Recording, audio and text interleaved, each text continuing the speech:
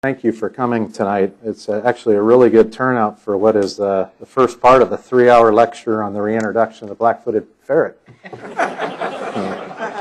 Or am I at the wrong meeting?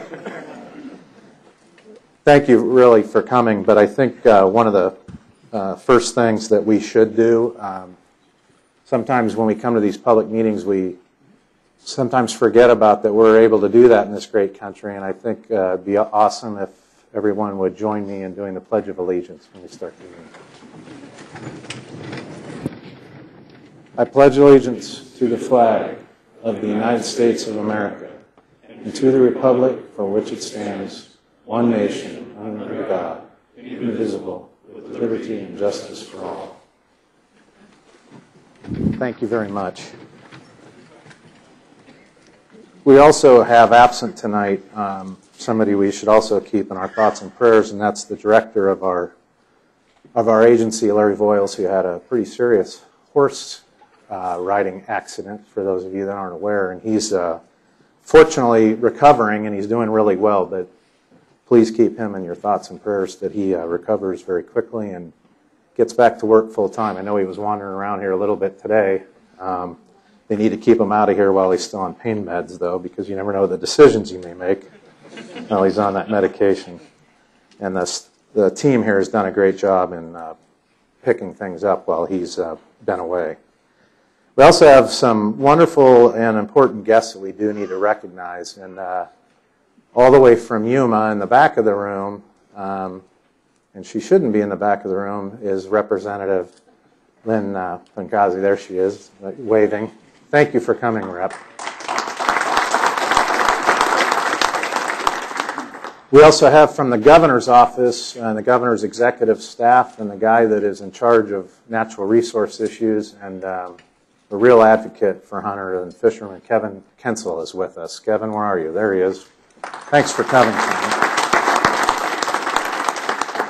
Kevin is really takes the time to make sure that he's up to speed on what's going on with the commission and does stay in touch with us and on occasion bends my ear and tells me what he thinks. And so he's just a great attribute.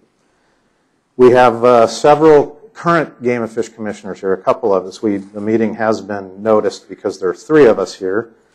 And first of all is our chairman, Norm Freeman. Where's Norm? And Commissioner Bob Mansell. I saw him earlier. Where is he? He's hiding in the back. There he is. And we also have a couple of former commissioners here. Robert Woodhouse. Where's Mr. Woodhouse? There he is. Thanks for coming. And Bill McLean. Where's Bill? There he is. Sir. He doesn't like when I call him sir. He thinks it makes him too old. But I'll always call him sir because I respect my elders. That's okay, Sean. No, I really appreciate it. And what I'd like to do is make sure, and I don't think I forgot anybody, and I want to make sure I don't. No, I haven't. So we're going to go on now to, we have, fortunately tonight, we're going to have somebody that's going to help us with the meeting. Obviously, a meeting of this size, and I want to introduce our facilitator for the night, Dave Case.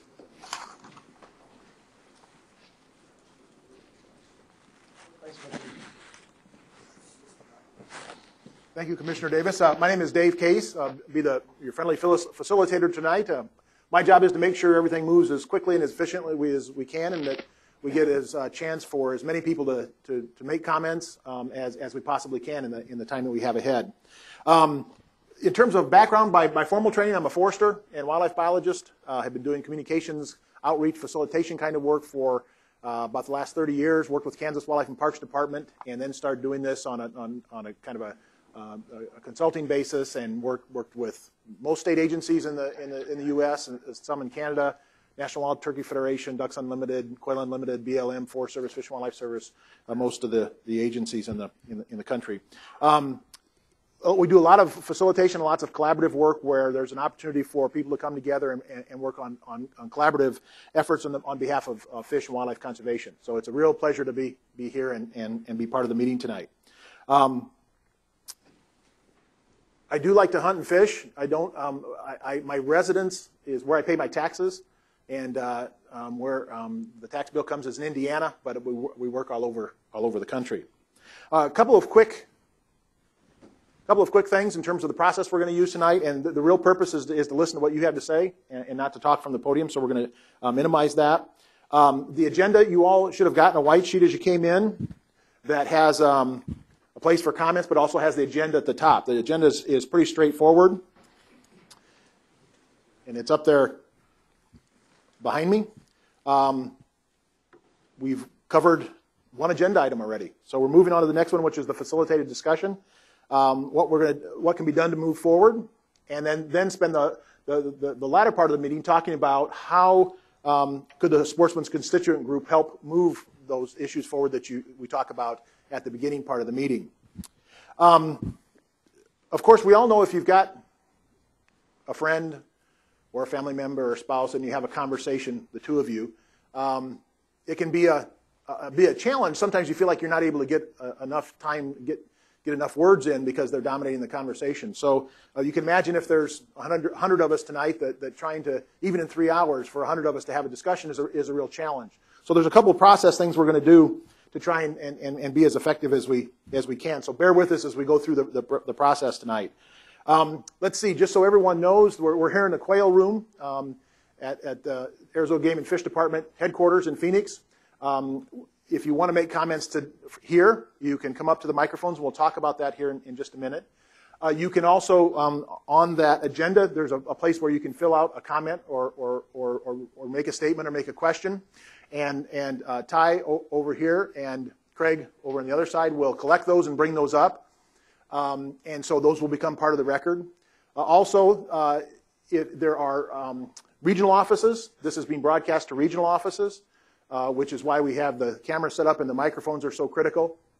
People there can submit comments electronically, and Lauren and other folks up here are capturing those electronic comments, and we'll hear some from you, making personal comments here at the microphone, but we'll also switch then and read some of the comments that are coming in electronically. And if this is also being broadcast online over the internet live, so there's the opportunity for those folks to submit comments as well, and we'll be monitoring those. If you're tech savvy and have a smartphone on you and you want to, we would appreciate if you turn the ringer off so it doesn't ring, but you can submit your comments on your smartphone. If you go to the website that you'll see up here in just a minute, you can submit comments that way. And again, those will come to the folks up here, and we'll be able to use some of those.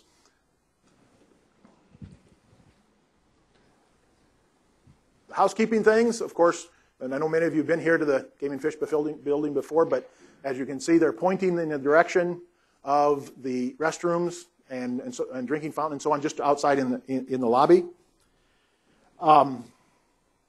We have overflow rooms. It looks like we're going to manage to be able to fit everybody in here. We did have overflow rooms set up.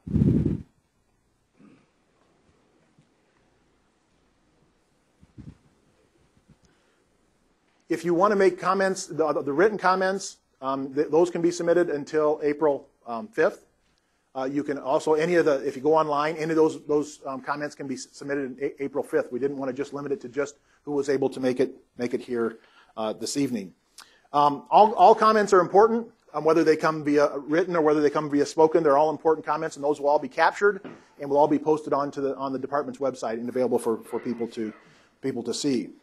In terms of the main reason for many of you coming here tonight is to be able to have a chance to speak before the group. So we'd ask that you come up to one of the microphones, number 1 or number 2, doesn't matter.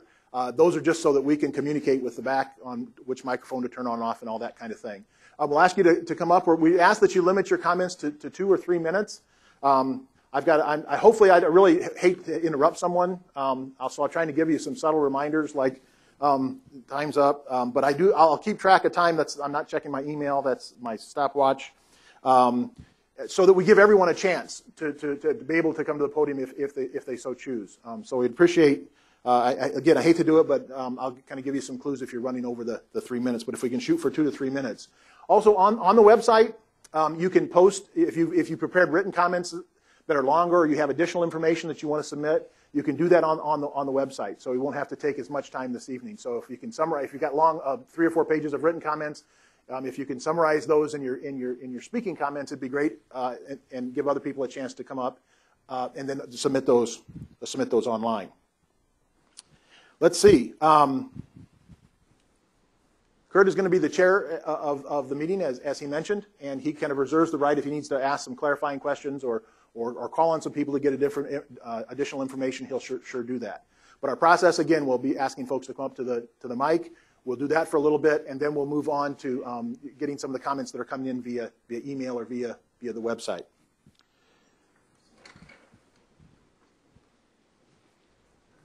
Here's a summary of what I was just talking about. Here's the web address that you can submit comments to. And we received a number of comments that weren't related directly to what we're trying to accomplish here today. But obviously those will, things like whether a specific lake is going to be open or what the number of deer permits and that kind of thing. And those will sure be considered and forwarded to staff and the commission, although we won't be addressing those kinds of questions here tonight. So with that, I'd like to turn it back over to Commissioner Davis.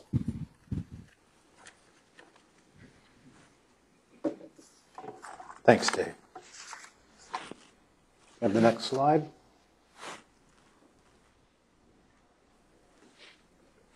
Thank you. No, not that one. That looks like me.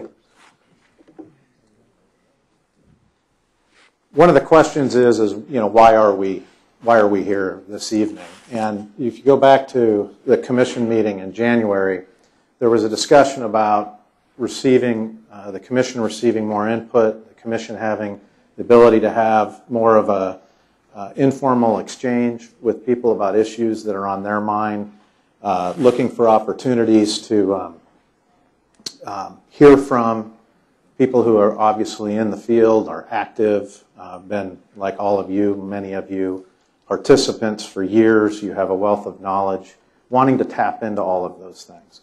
Provide a place where people could exchange ideas, and we'll get into later kind of the next steps for this commission-created committee.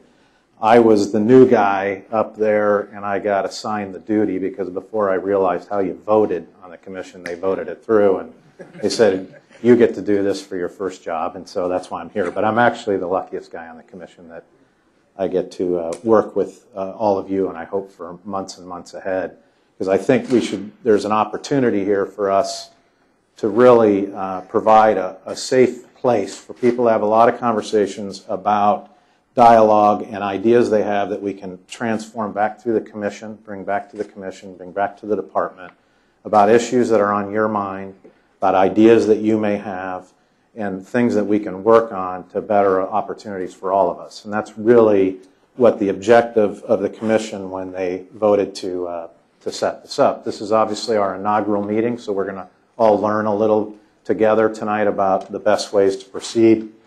And again, we want to mention that there is an opportunity for you to continue to comment, or if you forget something you wanted to say that you end up not saying tonight, you have until the 5th. We obviously want to glean as much information as we can from our regions and so forth. So with that, we have one more, I think. We tried to come up with kind of a purpose statement. And again, as we move forward, we may want to tinker with this, but we wanted to discuss how constituents, both affiliated and non-affiliated, can best unite and work together on issues and challenges affecting the future of hunting, fishing, and wildlife management in Arizona. That's a pretty big and broad purpose. But it starts with these kinds of communication among all of us. And your ideas, your thoughts, your concerns, your experience, bringing all that to the table. And I think what we will see over time is the beginning of gelling of certain concepts, certain issues that the commission should pay attention to, certain issues that the commission may want to have the department pay attention to. I know that there have been, many of you have mentioned to me, and many of you are wise sages, that you've been through these kinds of processes before. I recognize that. I know the commission recognizes that, but we want to make sure as a commission, and I know as a department, that we're doing our best to provide an opportunity for people to be able, outside the commission meeting standard procedures and protocols that commission meetings require. This provides a more informal setting for people to have the opportunity to execute their ideas and talk about things that are important to them.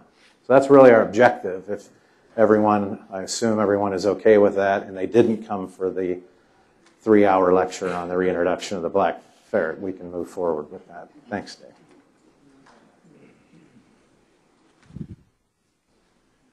Thank you, Commissioner. So, are all systems go? Everybody's connected to the remote offices? Great. So, and we're all set in the back. So if anyone would like to make a comment, what we'd ask is you come up to a microphone on either side, doesn't matter. If you could state your name for us, if you're affiliated with an organization and want to share that's fine, but your name. Ask you to keep your comments to 2 to 3 minutes. It's really important to use the microphones for 2 reasons. One is we want to be able to hear what you have to say, and it's a big room. We're also broadcasting out. And thirdly, we're going to be capturing notes and bullet points for later use. And so we wanted to make sure that we can hear people individually, and using the microphone will help in both those cases. So with that. Evening, Landis Aiden, Arizona State Rifle and Pistol Association. The question is this going to involve the shooting sports also, or just limited to hunting and fishing? Absolutely. The answer to that question would be absolutely.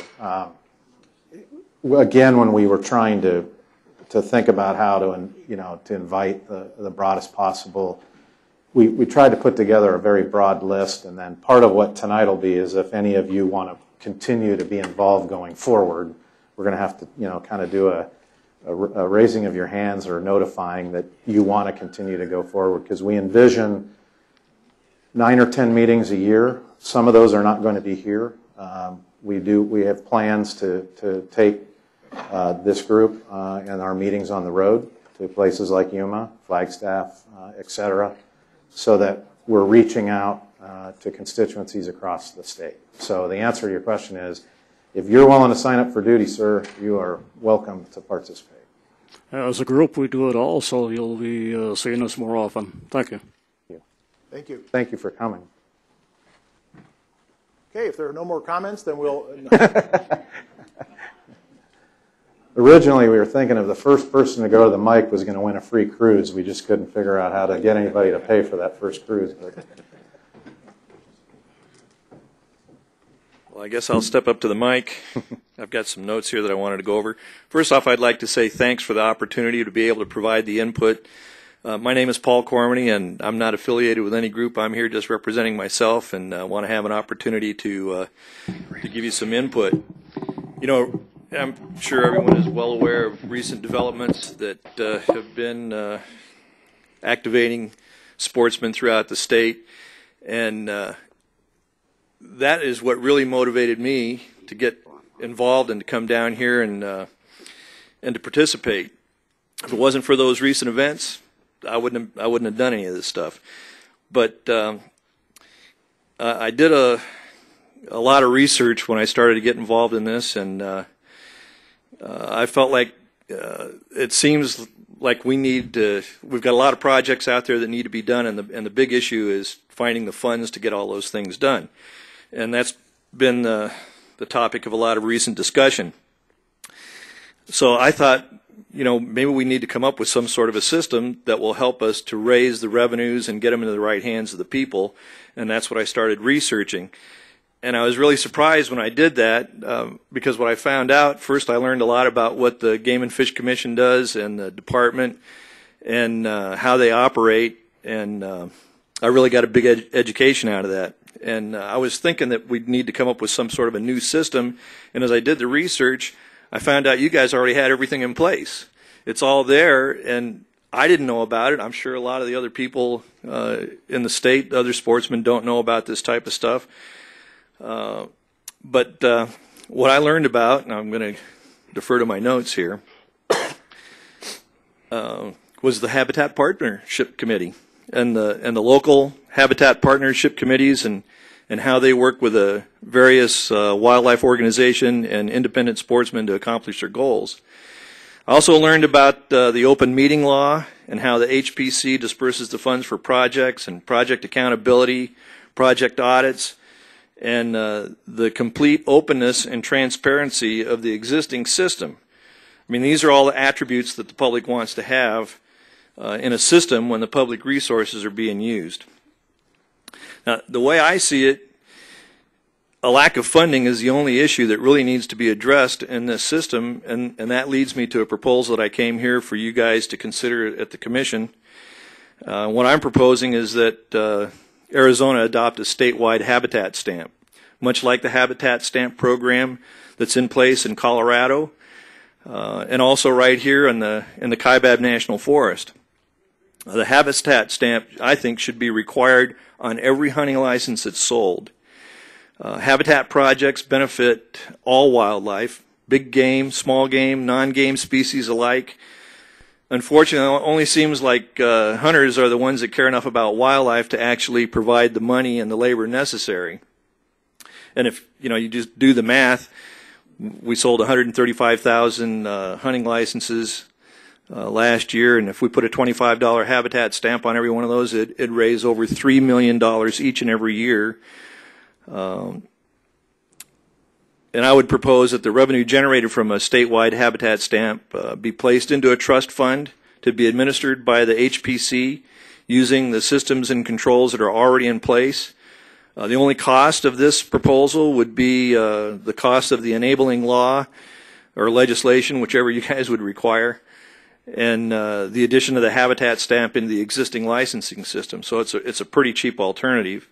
With this type of significant and stable funding for wildlife and hunter recruitment projects, there would never be a need for some outside organization to be involved, and we could resolve any conflicts of interest amongst the various stakeholders in the Commission and Department. So I would urge the Commission to take this proposal seriously and show the legislature and the people of the state of Arizona that there are ways to fund our wildlife projects without having to auction off tags or take on those types of things. Thank you again. What was your name again? My name is Paul Cormany. Did you send an email as well? I don't believe so, not to you or here, but there's been a few of them floating around. I've been reading some of the comments that have come in before the meeting, and there was somebody else that actually was talking about that exact same issue. So I just was wondering if it's... I mentioned a figure of $25, and I don't know if you need to have $3 million to be able to do those types of things, but if less funds are available, then maybe a $10 stamp is what we could do. But I think sportsmen, by and large, are willing to dig into their pockets and put their money where it needs to be to take care of the wildlife in our state and to promote hunting and fishing for our future generations. You can tell by my age, I'm not too concerned about drawing too many more tags. I'm more concerned about the ones that are going to be coming after us. And so anyway, you have my comments, and I hope you'll take it to heart. Thank you. Thank you for your time. Thank you. My name is Chuck Decker. I am the past secretary of the Arizona Elk Society. I'm going to kind of piggyback on what the last gentleman discussed.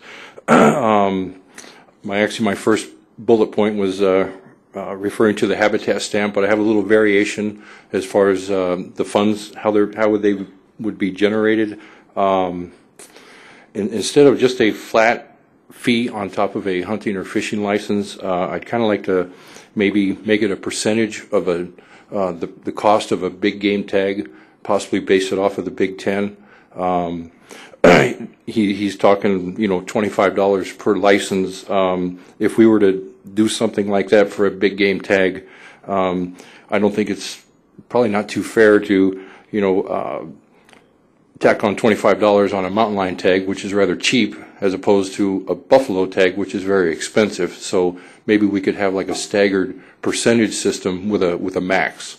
We'd have to kick some numbers around to see what kind of revenue could be generated by doing something like that. But instead of taxing every person $25 when they buy a hunting and fishing license, maybe look at some other avenues to see if we can arrive at the revenue we need to make this HPC go forward and to keep this funded. I know a few years ago, it's been discussed here over the years, about having people volunteer for work projects and accumulate work hours and receive bonus points after so many hours of work. Maybe we need to revisit that again and take another look at it to get more people on these work projects and see if we can generate more interest. And lastly, I think the most important thing that I want is I see a lot of people here tonight. This is about the most I've ever seen.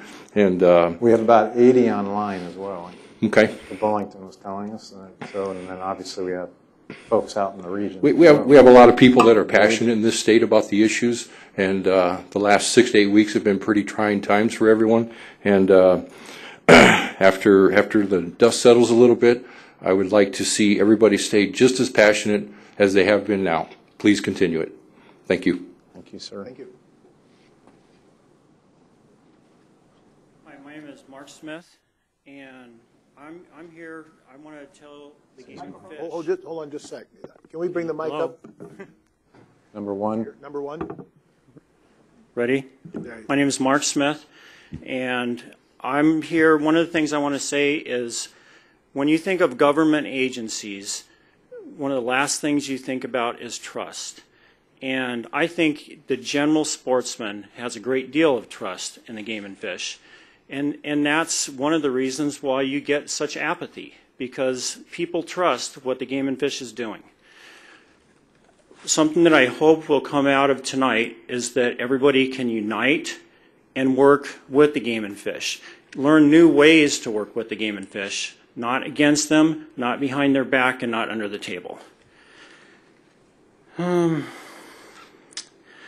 think that our Game and Fish is probably recognized as one of the best, if not the best, in the country. And I think the opportunity of us all being here tonight, creating a new group, that the Sportsman in Arizona can be recognized as the best as well. And that's it. Thank you. Thank you. Thank you.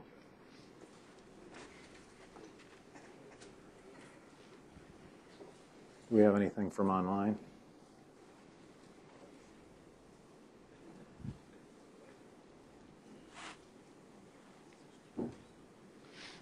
Just I guess a question, not because obviously we're not a voting body, we're trying to accumulate information and recommendations, but we've had two people talk about the habitat stamp concept, varying forms. A show of hands if you think that is a positive direction or something that you would like to see the commission consider. Those of you who don't. Okay. Anyone want to talk about why not? I'm just, from an interest standpoint. Not to, there are no bad ideas, just from a, will you come up and...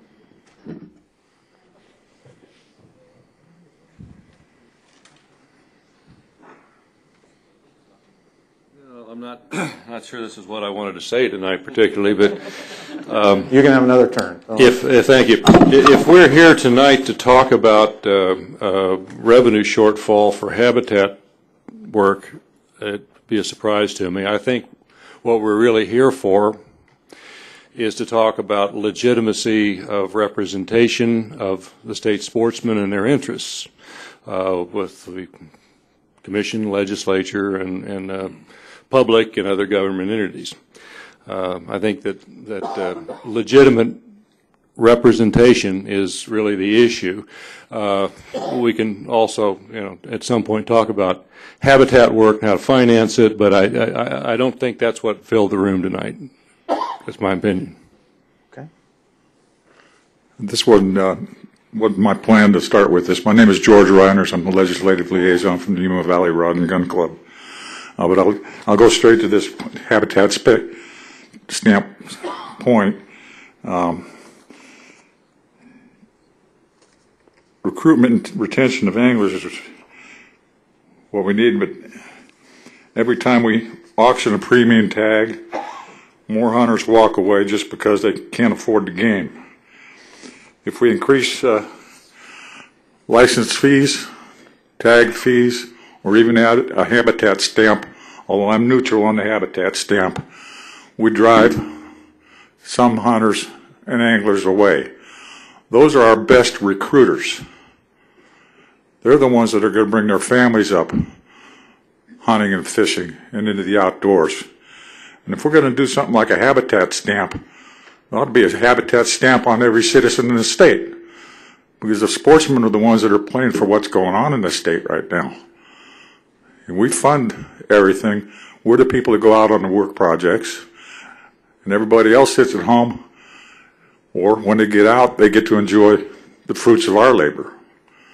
We need to get the public more involved, and that's where we come in. We've got to get away from being apathetic and get more involved and learn more about what the commission does and communicate with the commission, the department, and then communicate with each organization. There needs to be a way for the organizations to communicate better with each other, so that, you know, if somebody sees an organization like ours in Yuma, they know if they want to be able to talk to all the other organizations, they come to us. That increases our membership. So it's a win-win for the organizations if we get open the doors on that. Those weren't my intended comments, but that's what I'm going to put in for now. Thank you. Thank you. Excuse me. My name's Dan Parizek, and I'm not affiliated with any organization at this point, other than I'm NRA member, you know, that kind of thing. My comment would be that a habitat stamp is a good idea, but I think the fact that you look out there and you see that everybody's got a pickup, there's a lot of expense that goes with being a hunter. Additional funds for the new guys starting out, young families, etc., is just another burden on them. And what I propose in this instance would be, we've got some of the finest hunting, and I think the people that are here are looking at the recent lobbying by an organization that we're all aware of to circumvent the game and fish, and what they all about money. And I believe that the way to handle it would be to, okay, an early rifle elk tag. What is its real value? Okay, well, it's worth a lot. I know that I've often thought about, what if a tag was really expensive? I could eliminate my competition and I'd be more likely to draw. But that's not right, because again, that young guy who's just starting out, the credit card apps help. It allows a guy that doesn't have the scratch to go ahead and get in the game, and then when the time comes, well, he's got to deal with it. What I'm proposing would be, rather than the habitat stamp that nails everybody, let's go after the premium permits, increase the prices of them. I know I'll pay it, and I think with the credit card apps, it lets people find a way to deal with that reality when it comes, the cost of it. And I believe that would raise a lot of revenue. Now, the next issue would be, okay, we got the revenue. How do we keep it from getting swept into the general fund or something like that in the case where the state has a fiscal issue? And so those things, I believe, need to be addressed. And then in closing, I would say that with the reputation of our game and fish, which I think is very good, an organization that claims to represent hunters would circumvent the game and fish and pretty much take them out of the loop needs to be eyed with suspicion. Thank you. Thank you, sir. I'll just read three. I've got three, and I won't read every single word, but just some comments that have come in via the website. Dan Gaska in Parks commented that concern with economics, game and fish versus public benefits, relative concern with costs with short-term license fee. For example, dove, fishing, quail, and non-biological fees, like the pole stamp, the 2 pole stamp. Also concerned with data use for best science, especially hunts with no data, like small game, blue grouse, chukar. Also, not enough data is collected on junior hunts. They feel good, but are not working for recruitment. Finally, alternative management hunts don't serve a value. David Power from Roll. I strongly urge the chairman to appoint a steering committee of volunteers chaired by a member of current Fish and Game sanctioned body to create a detailed list of action items to be addressed by this group. This committee should consist of members of sportsmen's, women's groups, critter groups, and non-affiliated members of the public with vested interest in the Arizona Game and Fish Department. This committee should report back to the chairman with a precise list of goals to be accomplished by the group.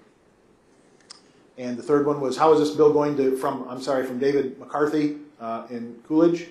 How is this bill going to benefit the average sportsman? I'm opposed to this bill and what it will do to the average hunter in Arizona.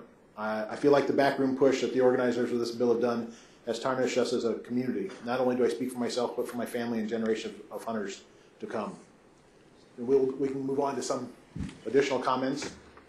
Give people a chance here to make some more comments. Go ahead.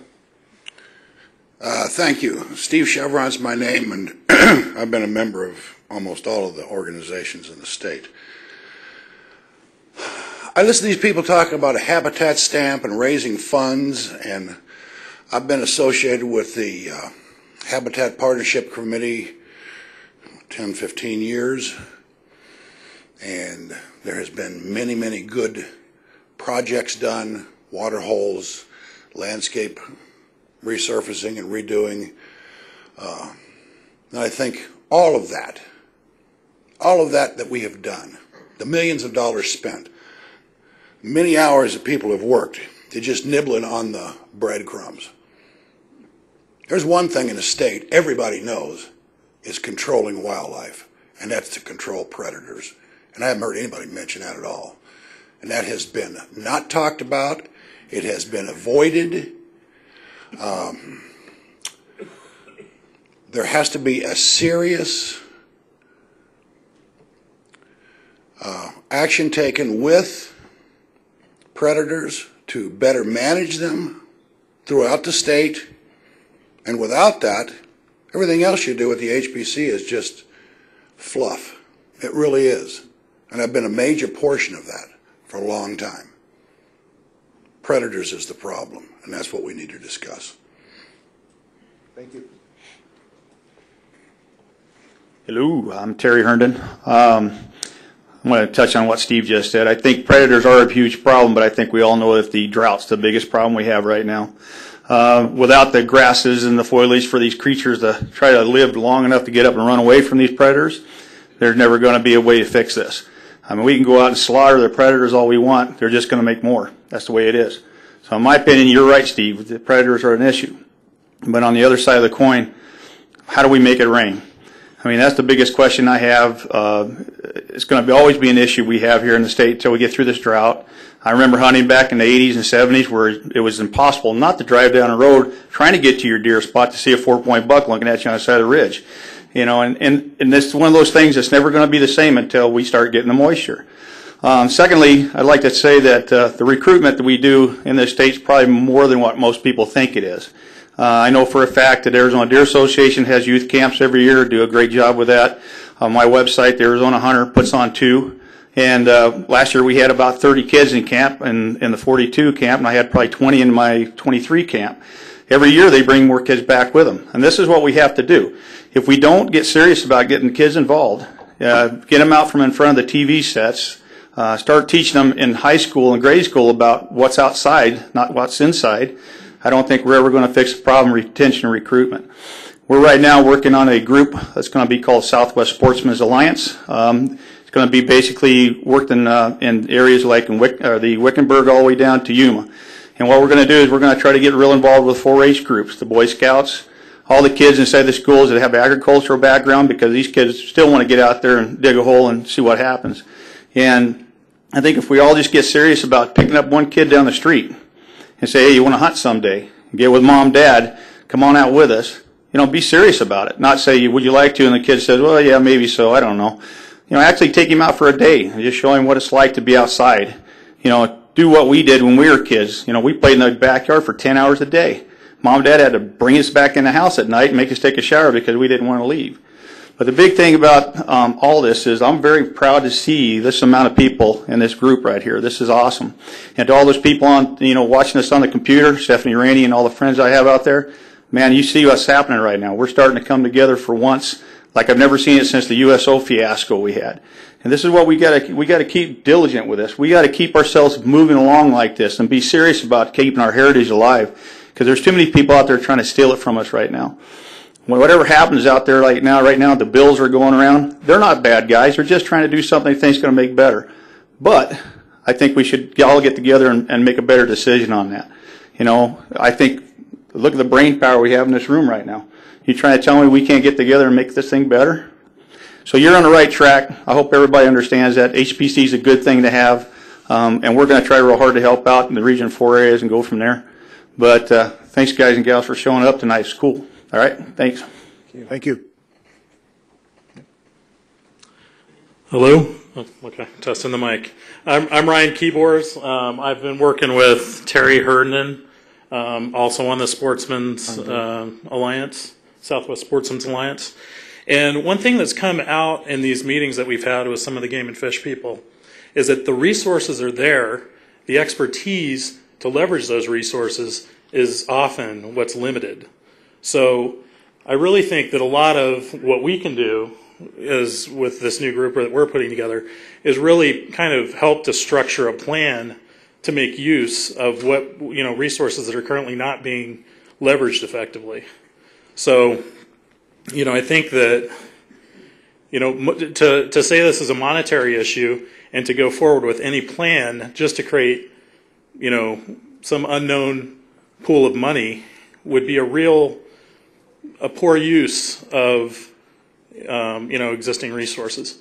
Someone else mentioned putting premium pricing on tags. I think that is a bad idea. I think if we arbitrarily determine what a premium tag is, I think that we're gonna really do an injustice to what makes Arizona a really good place to hunt. And so other than that, I think the Arizona Game and Fish Department does a great job, and I'm proud to support them. Thanks. Thank you. Commissioner Hernbrod, former Commissioner Hernbrod is here, I think. Somebody in the back? Oh, there we go. Thank you for coming, sir.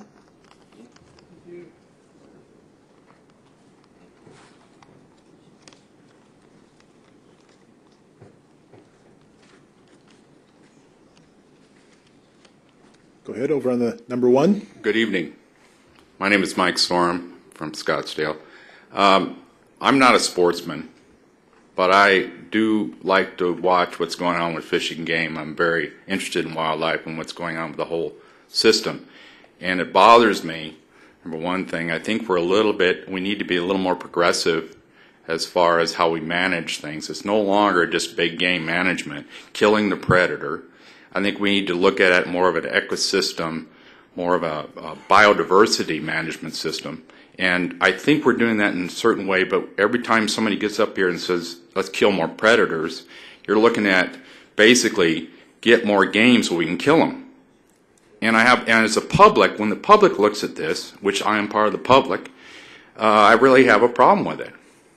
I think the sportsmen better take note that I think the future of wildlife management, and I've got a few points right here from Wildlife Management book for the 21st century.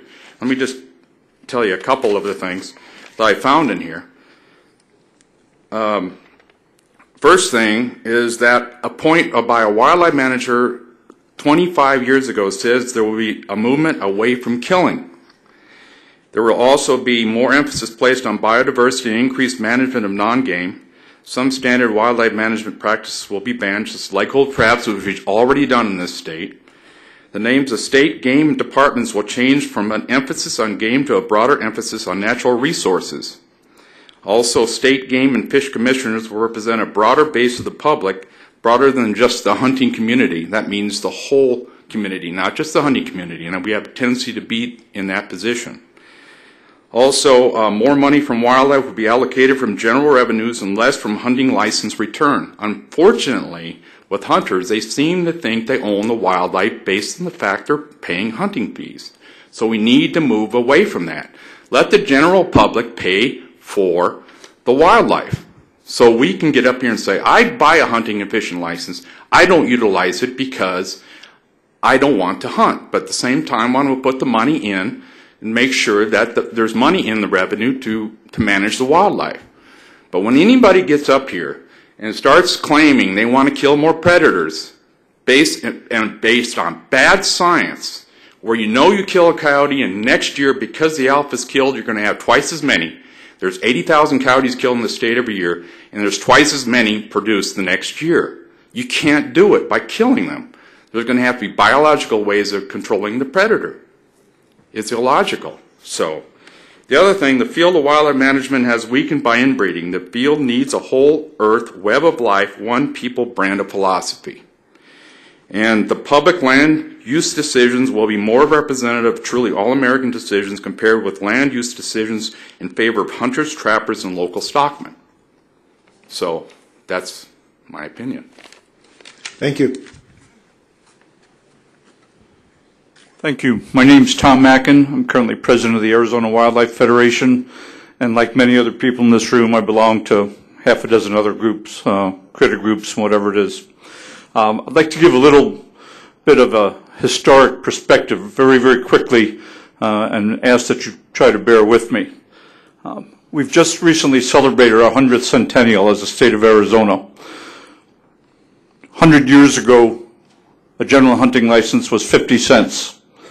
The daily limit, the limit for male buck deer were 2 a year, turkeys 3 a year.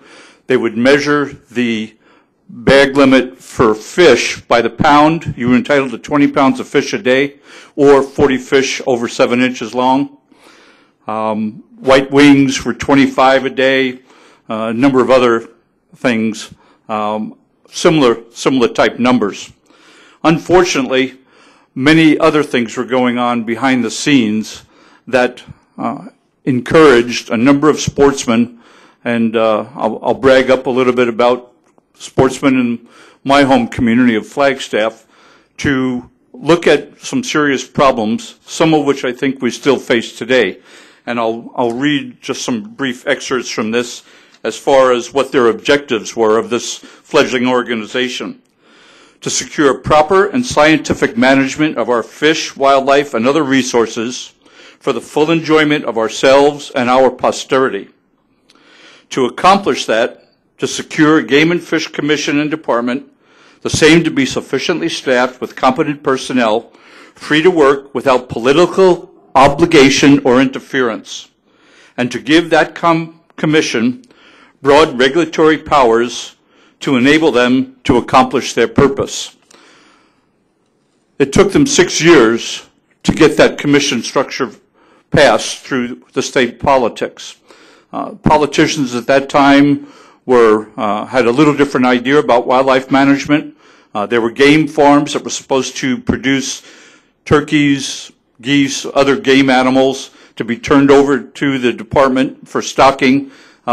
Many of those animals never made it to the field, but they made it to the guests' tables of the political cronies as gifts from the governor.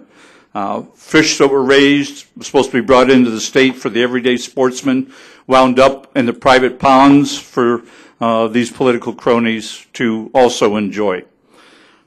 Today, there is a movement by many people, both within the state and from outside of our state, to subvert these powers that have been given and enjoyed and function quite successfully for the last 80 years or so. That is absolutely wrong, not only in my feeling, but in many of the feelings of the people, a lot of people that I think are here this evening, to undo the legislative process from circumventing the trained personnel and the people that have been appointed to the Game and Fish Commission. This group knew that they were going to have an uphill battle. One of their sentences that I think was particularly important was that the difficult will do immediately. The impossible may take a little bit longer. The sportsmen in this state have shown time and time again, and it's been mentioned earlier about the Habitat Partnership Committee, something I've been involved with since its inception. Each year, group of sportsmen get together, they market special big game tags, only the very limited number that are offered through these organizations at their banquets. They raise over $1 million each year. They fund projects. They sit down at the table across from one another. They converse. They discuss. They look at the merits of the project. And they're able to equally dole out those monies to the benefit, as some of my predecessors have said this evening, for the benefit of the wildlife in this state. Once again, here it is 100 years later, I think we're faced with some of these same challenges. I think there are many people in this room that have shown that sportsmen can cooperate together. When I've gone out on work projects with the Arizona Elk Society, there are people there from the Deer Association, there are people there from the Antelope Foundation. Sportsmen can get along. Yes, we all have individual ideas about how we like to hunt, where we like to hunt, and everything else. But for the most part, we can get along pretty well when we're faced with difficulties, such as we've been in recent years. I think that the sportsmen are willing to work with this department, work with this commission, and work with one another. It's been said that when an individual or a group loses or gives up their right to speak for themselves for any number of reasons, they frequently suffer many unforeseen consequences. If they have given that right to others to act as their representative, all too often they quickly or eventually see that these assigned representatives have a different viewpoint, value set, or agenda from that which way they originally understood. I think we in Arizona have worked ourselves into that corner. I think we have the skill set. I think we have the individuals. I think we have the wherewithal to work out of that corner. And that's what I'm hoping comes out of this meeting this evening. There are many people in this room that want to work together. They want to see this thing succeed. They want to see some of the good works that we've talked about this evening, some of these ideas tossed around a little bit more. The conservation bonus point, I think, has quite a bit of merit. When you're working next to somebody pulling down a barbed wire fence, it's pretty hard to argue whether you're a muzzleloader or an archer or a long-range shooter. So I think we can work together. I think we've proven that. We have a great department and commission to work with, and I think that we can hopefully move forward after tonight. Thank you. Thank you. A couple. Have some more emails.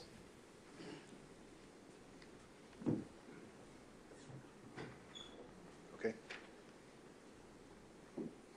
Let's see, and from somebody here in the audience, their comment or question is wants to see suggestions for implementing Sportsman's constituent group. And we are going to get to that as the second part of the session today. That was from Chuck Decker in Phoenix.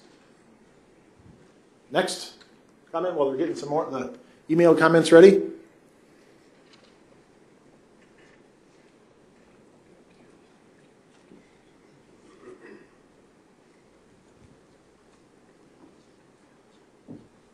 Okay, Steve Hopkins from Tucson. Moving forward, I'd like to see the department become more of a facilitator of communications with all sportsmen and wildlife and/or critter groups. A part of the problem in Arizona is the lack of communication between each other, the department, and with each of the respected critter groups. We have overlapping banquets, meetings, events, and other gatherings because we don't communicate. We should be networking a lot more with today's technologies. I feel this would be a great start for the future. The wildlife of Arizona belongs to all of us. Let's keep it that way for the future.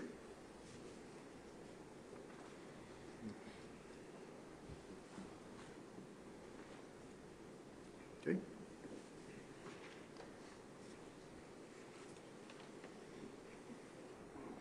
Good evening. My name is Christine Smith.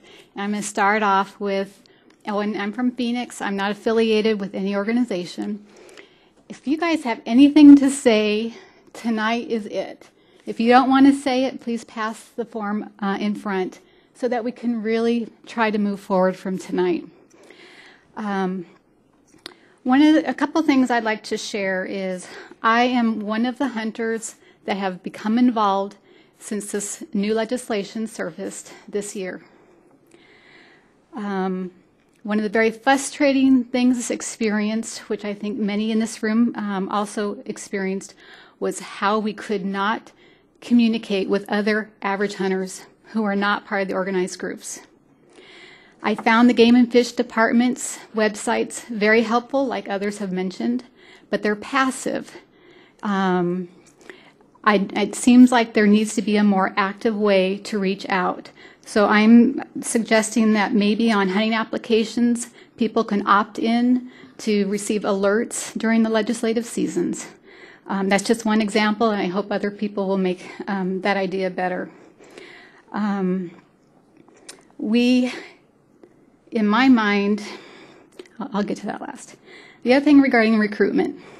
Tonight, there is a new movie coming out called The Hunger Games. Have you guys heard of that movie? Have you heard the book?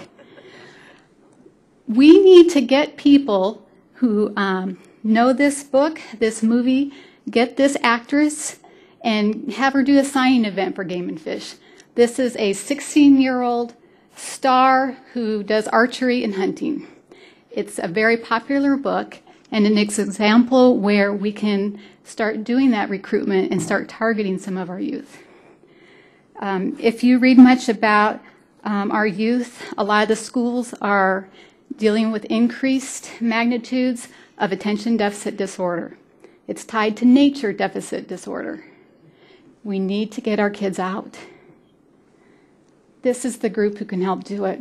And there are a lot of good folks that are already getting the kids out, and we need more.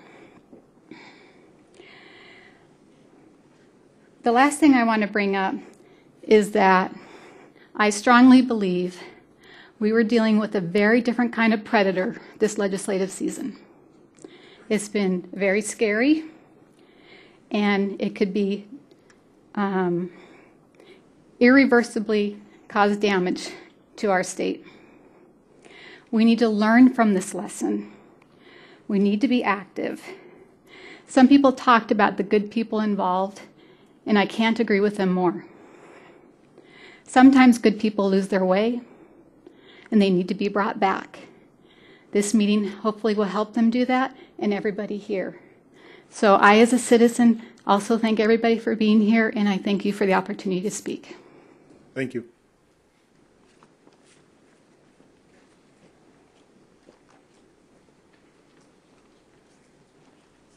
Okay, let's see. Jimmy Meehan, M-E-H-E-N, if I'm pronouncing that right. You are. I am, okay. Representing the Northern Arizona Shooting Foundation. Stop the legislative process now. Arizona Game and Fish should designate a full-time ombudsman to cooperate with sportsmen and women. Arizona Game and Fish should consider expanding the commissioner tag programs to raise money, more money.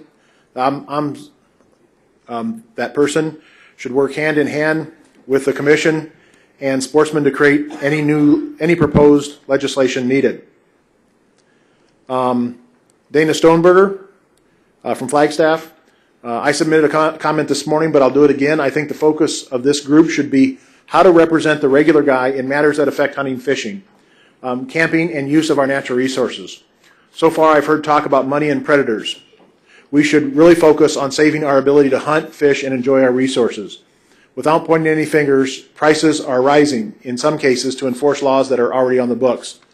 Public land use is slowly being taken away, and the antis are getting stronger. Other comments from the audience? Here?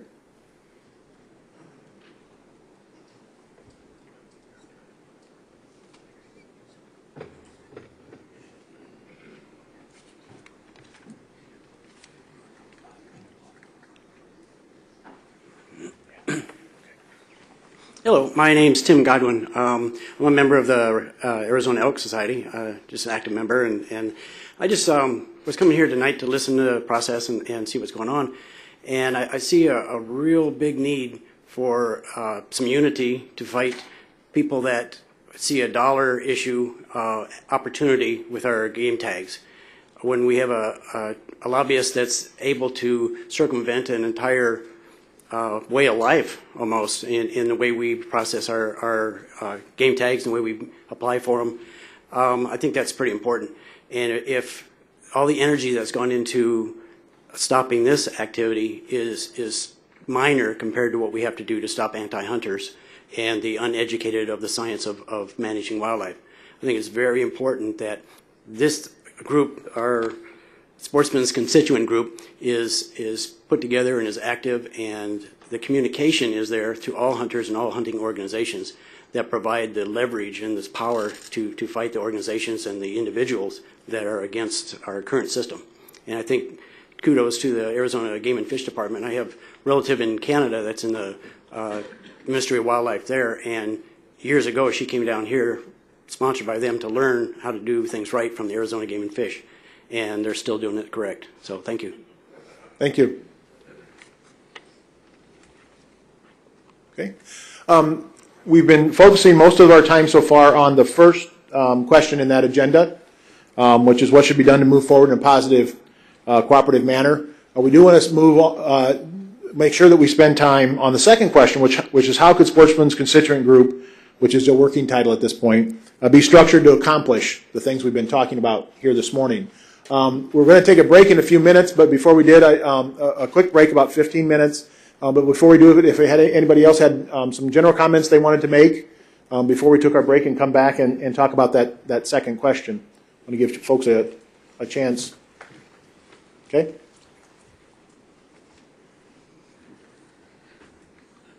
Thank you for allowing me to speak. Everybody here, there's 100 people or better. I mean, everyone should be speaking. This is your chance. And right, wrong, or indifferent, how this legislature came about, yes, we all do have to get better and focus on some of the problems we have. And the biggest thing I hear is money.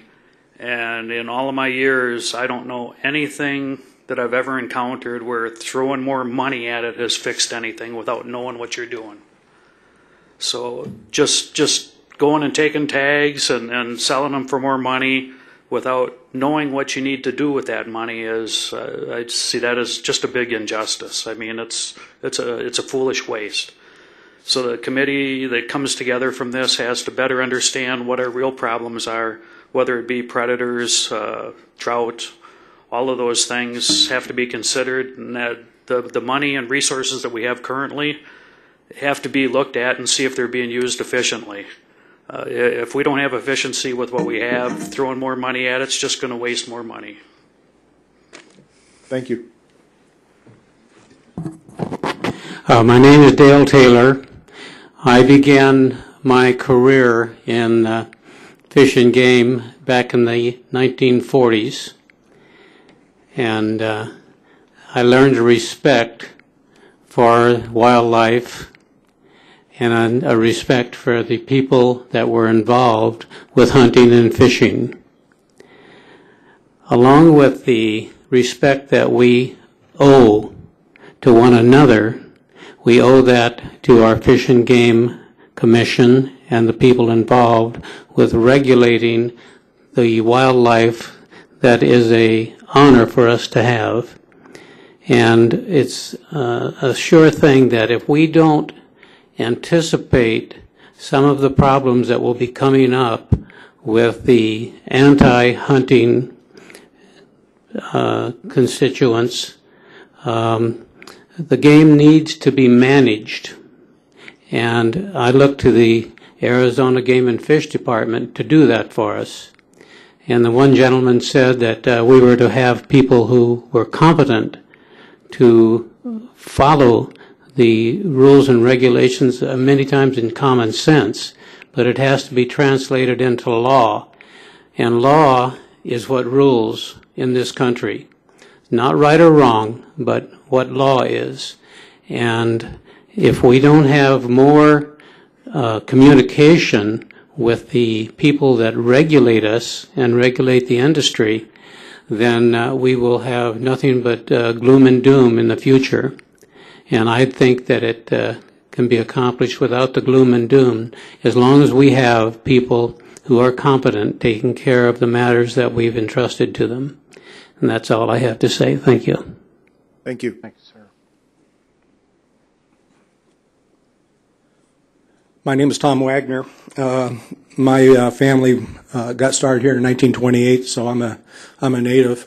I've been involved with the Rocky Mountain Elk Foundation in the East Valley as a committee member. And one of the things Christine was really good. She brought out we need to, as we look forward. I think most of us who are here tonight probably are here through our awareness of what's been happening through the internet and some other things. I think we really need to look at some things of the Joe outdoorsman who's not here, who doesn't even know what's going on right now, and really doesn't really realize how shaky things are in our state regarding just our wildlife and the outdoors in general, whether it's the antis, whether it's the drought, or whatever. I think we really need to look at communicating to the Joe outdoorsman in other ways.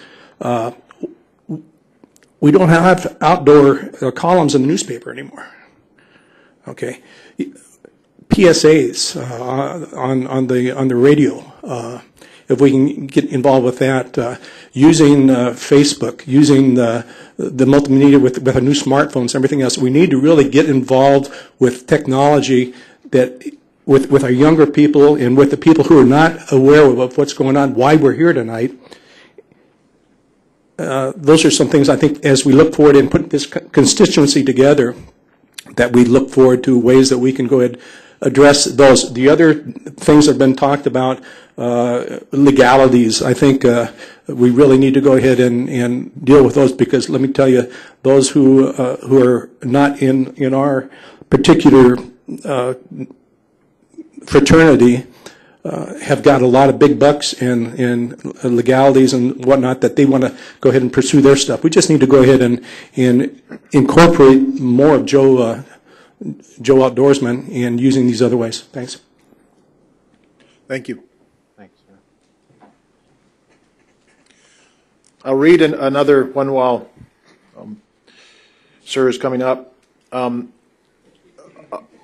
Unfortunately, I'm not able. Well, this is from Aaron Olmstead from Tucson. Unfortunately, I am unable to attend tonight's meeting webcast, but I appreciate the opportunity to log a comment.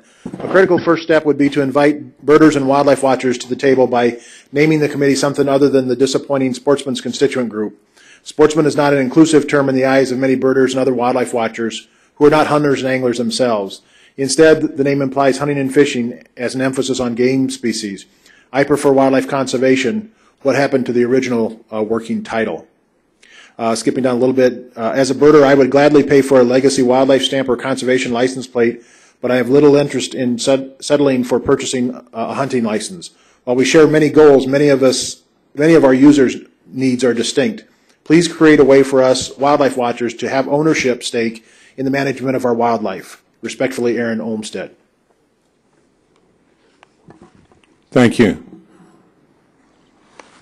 Thank you, Commissioner, for hosting this meeting, and thank the Commission for foisting that duty off onto its newest member. My name is Bill McLean. I live in Gold Canyon, Arizona, and I've been kicking around this state for a little over 67 years. And I've heard Tom Mackin speak about, he didn't use a name, but the organization he's talking about was originally called Arizona Game Protective Association. It has morphed now into the Arizona Wildlife Federation. Heard other people talk about other organizations and what they have, or in some cases have not done. When we talk about game management in Arizona, we really have to talk about the North American model of game management. North American model of game management in its simplest form says that unlike Europe, unlike Africa, and unlike some other states in the United States, the wildlife, all of the wildlife, whether huntable or not huntable, whether hunted or not hunted, belongs to the people of the state of Arizona, belongs to all of us. Doesn't belong to a couple of little select groups out there. Doesn't belong to me because I choose to buy a hunting license. belongs to a little over 6 million people in this state that needs to be managed for the benefit of all of those people. I think that we need to keep sight of that objective. We need to keep sight of that goal.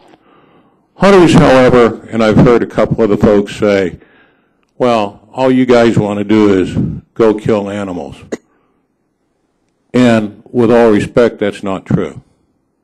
We have elk in Arizona because we have hunters in Arizona. Elk were extirpated in Arizona a century ago. We have a pretty good herd of them here now. We have turkeys in Arizona. We have turkeys in Arizona, 3 species of turkeys, because hunters have brought those turkeys into Arizona.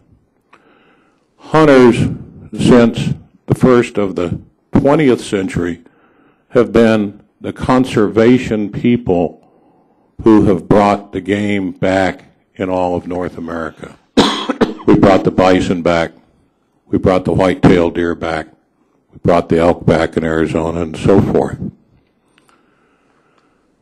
In 1929, the people of the state of Arizona passed an initiative.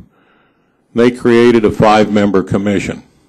And one of the things they said in 1929 was that you cannot manage wildlife from the end of Washington Street. You need to manage wildlife in a scientific manner with professional wildlife biologists, professional habitat managers, and the folks that live and work out of this building here. We have morphed that around, in my personal opinion, almost a full 180 degrees. And some of those people who are hunters and who are conservationists, some of whom are sitting in this room tonight, have lost sight of what we really need to do. They want to manage, and they want the Game and Fish Department to manage hunters, and they want to manage our wildlife for themselves, not for all of us out there. And they may not like me to say that. In fact, they kind of cuss me when I do say that, and I really don't care. This commission, Kurt, and the other members of the commission have to keep sight of who your customers are. You have 2 primary. You got one bunch that yells and screams at you, and they're called hunters and anglers. And then you have everybody else out there, and that's the 6 million people who you never hear from. That's 6 million people who you never hear from. You hear from about a half a dozen, maybe a dozen. Those folks don't speak, and let's just put it right out there. They don't speak for me, and they don't speak for the vast majority of the people in this room. The vast majority of the people in this room haven't spoken to you in a number of years, and they're damn tired that you're listening to people that don't speak for them. And what they want, Kurt, is for you guys to find a way so that the average, ordinary hunter, not the guy that belongs to AES, not the guy that belongs to ADA, not the gal that belongs to Wild Turkey, or any of the other organizations, they want to find a way to talk to you and talk to you in a way that you will listen. Because frankly, for about the last 7 or 8 years, including when I was on the commission, we weren't doing a very damn good job of listening to them. And if y'all don't start listening, what happened with Arizona Game Protection Association in 1929 is going to go straight to hell in a handbag. It's going to swirl around and go down the drain. And we're going to end up managing wildlife at the end of Washington Street instead of at 5,000 West Carefree Highway where it ought to be managed from. I don't know how to do that. I don't have a magic wand. I'm not Harry Potter. Nobody gave me some magic wand. That's fiction in a book. We don't need another expo. We don't need to sell 350 tags. We need to have the commission start communicating with Twitter, with Facebook, with the internet, with having real meetings with real people, not just a couple of lobbyists, not just a couple of boards of directors of groups that don't even talk to their own members. What we need is for this commission, all 5 of you, to get off your butts, out of this room, do like we used to do, go to Yuma, go to Flagstaff, go to Pine Top, go to Kingman, and sit around a mesquite fire, sit around an oak fire, maybe even drink a beer. For God's sake, drink a beer. Or 2, that's fine with me. Or drink a cup of coffee. I kind of like hot tea with a little honey in it. And listen to what these folks have to say. And not to a couple of lobbyists. They don't represent us. They represent greed. They don't like me to say that, I don't care. But that's just the way it is, folks.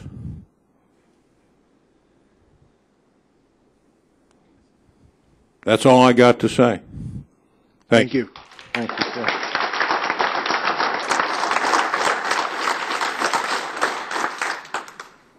Read one comment and then we'll, you go ahead. Hi, I want to say thanks for the opportunity to have a chance to speak out. I think that's great. I like the idea of your road trip, like the gentleman was saying. I think that's really smart. My name is Sherry Ditto. I'm representing myself, but I'm a native and I'm a 3rd generation hunter. I don't engage in it anymore. As a kid, I was out there, was an NRA card-carrying member, all that good stuff. My dad was a true sportsman, like I know many of you are in this room. But I'm going to, it's actually D-I-T-T-O. But, it's okay, people misspell it all the time. Just don't call me a ditto head, okay? I don't like Rush. Anyways, I think I have to echo what I've heard about being a more interactive system instead of a passive web page. I think that's a really good way to gauge. Of course, you know that the people who are the most passionate are going to be the ones who are speaking, so I might be part of that minority that he was talking about. I do believe we have a lot, you all have a lot in common with the wildlife watchers and the birders, which I now count myself in that group. So I think if you embrace that and know that we do, have very similar interests, that will be in your long-term best interest. And I'm totally supportive of what you do. I know that the hunting licenses pay for all of the the good work that you all do. I believe that the science needs to rule the day, not the politics. And I hope you have a strong lobby. And I know it's difficult as an entity to tell Jan Brewer what you think, but I know one of her people are here, so I think that's exactly what she needs to hear. So thank you for the opportunity to speak. I think you guys are doing great stuff. Keep it up, and I plan on attending more meetings. So from a slightly different perspective maybe than some of you, but thanks for the opportunity. Thank you. Thank you. And after this person, I'll read one quick comment, we'll take a break and then reconvene. Go ahead. My name is Bruce Johnson. I'm from Flagstaff. Many of the speakers tonight have talked around the real issue that most people are here for, and I know we're here to find positive solutions for the future. We've talked about things like a habitat stamp, predator control, and so on. The one thing that has not come up is the idea that got a lot of us here tonight on both sides of the issue, and that is the sale of big game tags by a private organization without any transparency, not subject to open meetings laws, and not subject to public records requests, not subject to public determination of how that money would then be spent. We've talked all around the issue. Commissioner Davis, I'd love to see a show of hands in this room. First of all, let me say, I've been told I'm in a distinct minority, a distinct vocal minority, because I happen to not agree with that point of view, with that solution. I happen to think the people that are proposing that are in a distinct minority. I know this group here does not represent all hunters. There are, what, over 100,000 out there. But it does represent a good cross-section of people who are willing to take their time out this evening to come down and listen to the problems, propose solutions, and hope for some better way in the future. We saw a show of hands how many would support a habitat stamp.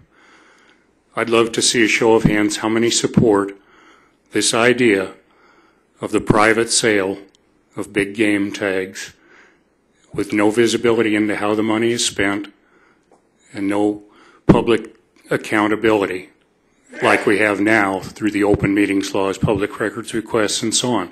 If I'm in a distinct minority, I'd sure like to know. So I would ask you to call for that show of hands. Thank you. Thank you. The next comment.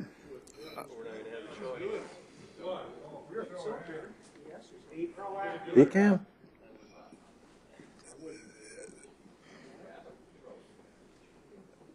My name is Dean Graham. I'm not really prepared in doing the research of why I'm here, but I came out because it was about time that I got a good look at how things are operated. And where's the show of hands?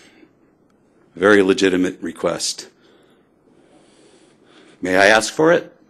Since obviously it seems that it's not coming from the front of the room.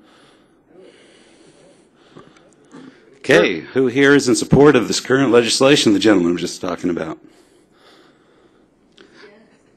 Is there any hands in the room at all? I think the answer to that is no. Thanks. Okay.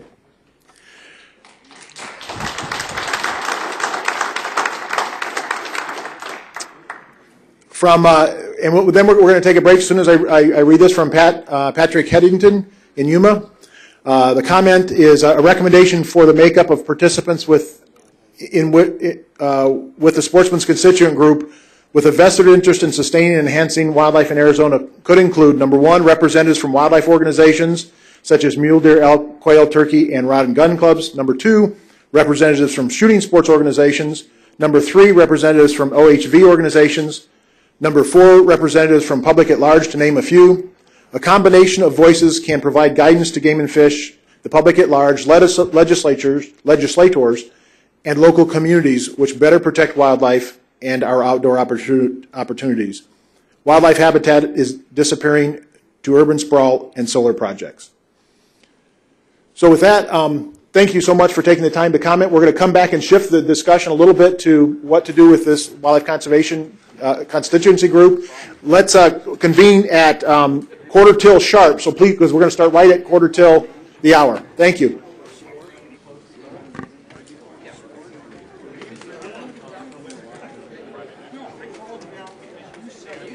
Thanks, sir.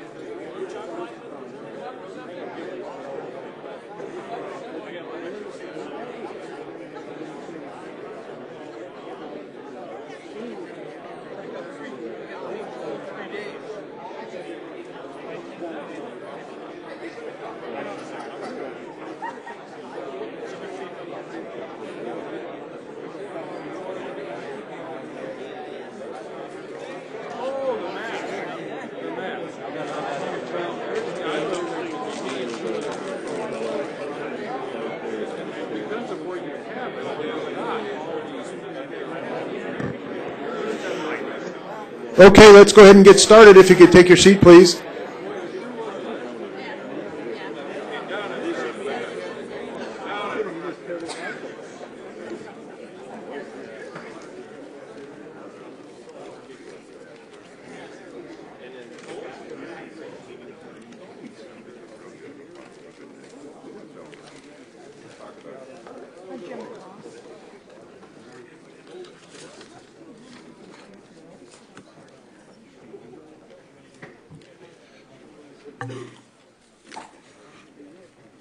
Okay, on the agenda, you can see the second question. We'd like to move into some specific discussion and comment from you all in relation to that question, which is how could the Sportsman's constituent group be structured to accomplish the things that you all have been mentioning and others so far this evening.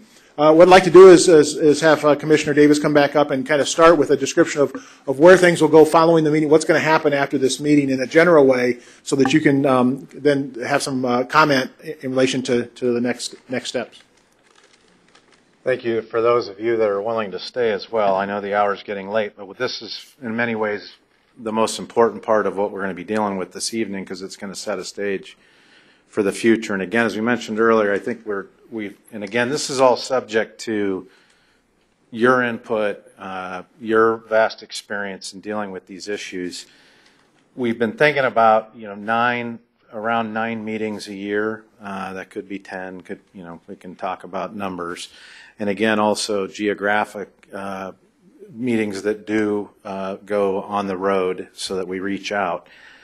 But organization, kind of structure-wise, where do we want to go? So we've got a couple of thoughts for you to, and by the way, the department's going to obviously continue to compile all this information and your comments, and so that we can bring back to the commission your comments, your suggestions on how we go forward. And the commission is obviously going to have to participate in the decision and approve the methodology that we bring back to the commission.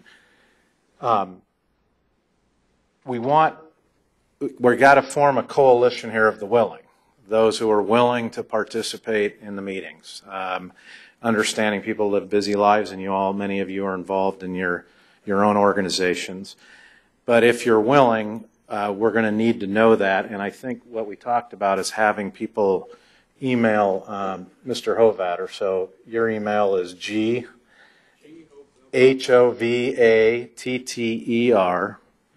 at G. We'll put it out. Okay, put it up. Okay, thank you. Technology. You're the only folks who don't have it already. Yeah, some of you I know have probably emailed him on occasion in the past. So, but if you would let us know that you are willing to participate going forward, so we can begin to assemble that list. We've obviously heard some suggestions about other entities that we need to make sure that are invited, and we've heard that. And if you have other suggestions as we go forward, absolutely let us know what those are. So once we know who are the cadre of folks who want to continue to participate, then we will set up a communication mechanism where we can kind of work together on creating a second meeting and having you participate in the creation of that agenda. Now that I know is very difficult to do if we have 60 people who say, I'd like to participate, but we'll do our best to involve all 60 in the creation of an agenda. So you make sure you have a say, because obviously the most important thing you end up doing in planning a meeting is the agenda. So we want you to have a say and participation in that. So we will communicate with you with general ideas of what we think the agenda may need to look like, and you can let us know how you feel about that, and then we'll try to get an agenda crafted that we know the vast majority of you agree with for meetings going forward. We need to focus in the next meeting, and I think tonight we can begin a little bit of that, is really what is the vision, the objectives, the scope of work for this group.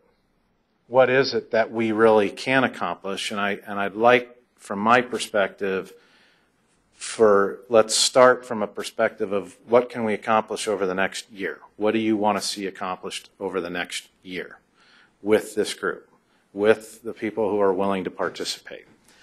And if you could start to think in that context, and if you have ideas about that this evening, and also on your sheet, there's a couple of questions that have been asked.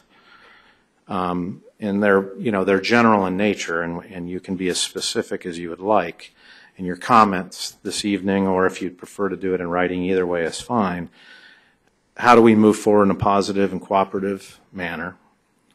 How can we work better? I've heard some great suggestions, and I'm actually looking forward to having some meetings with the team here about some of some of the people's concepts about intercommunication, or in my mind, intranet type communication, establishing a stronger mechanic for that. And that may, from my perspective, that's something I would put on the table. Is that something that may be a viable interest to all of you? That also includes a component for the non-affiliated.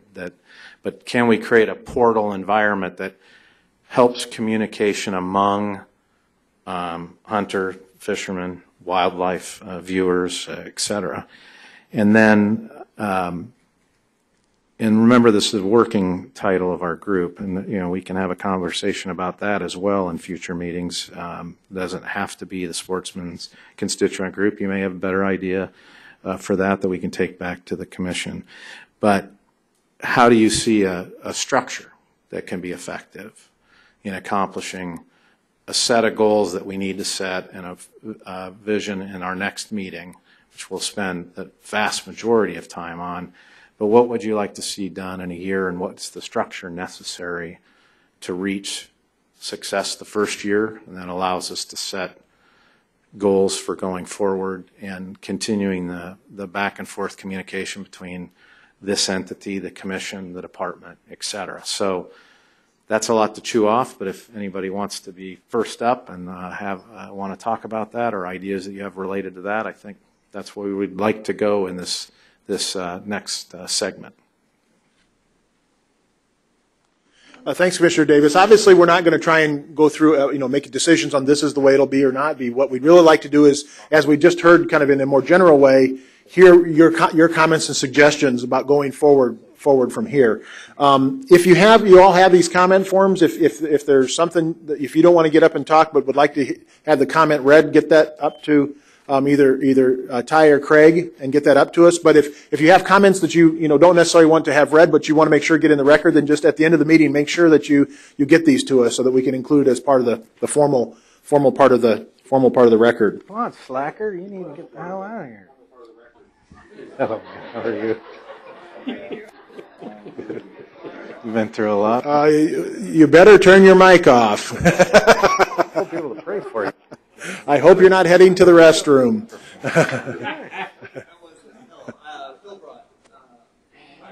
The mic number 2, please.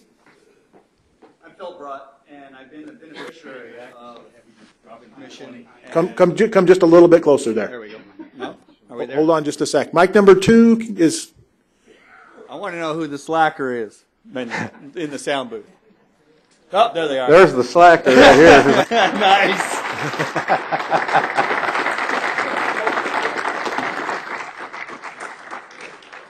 Well, I sure appreciate everybody coming out. This is a critical discussion about your wildlife law.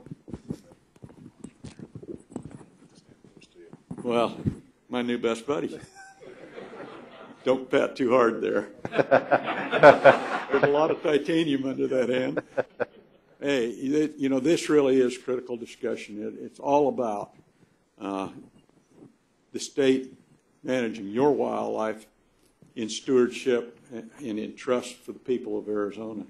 And when you come out, you are exercising a citizen's role in a field of endeavor where citizen governance has played the most dominant theme. I think that you'll find almost anywhere throughout the state and federal government systems. And the commission system is a system of citizen governance where people unpaid step forward and work unbelievably hard on your behalf and on behalf of the wildlife that we hold in trust for you. And your guidance and your suggestions and your thoughts on how you think we should work with you relative to the management and conservation of your wildlife is what this is all about. I apologize that I can't be more engaged today. I'm definitely, well, let's put it this way, if they ran a drug test, I'd fail it today, probably. But by pulling together sportsmen and women and all those who care about wildlife can ensure the future of conservation, and that's really at the bottom line is what this is really all about, the most important thing we can do. So I just want to say thanks and stick my head in for a minute, and I probably won't make it to the end of the meeting, but thank you. Thanks for coming, Mr.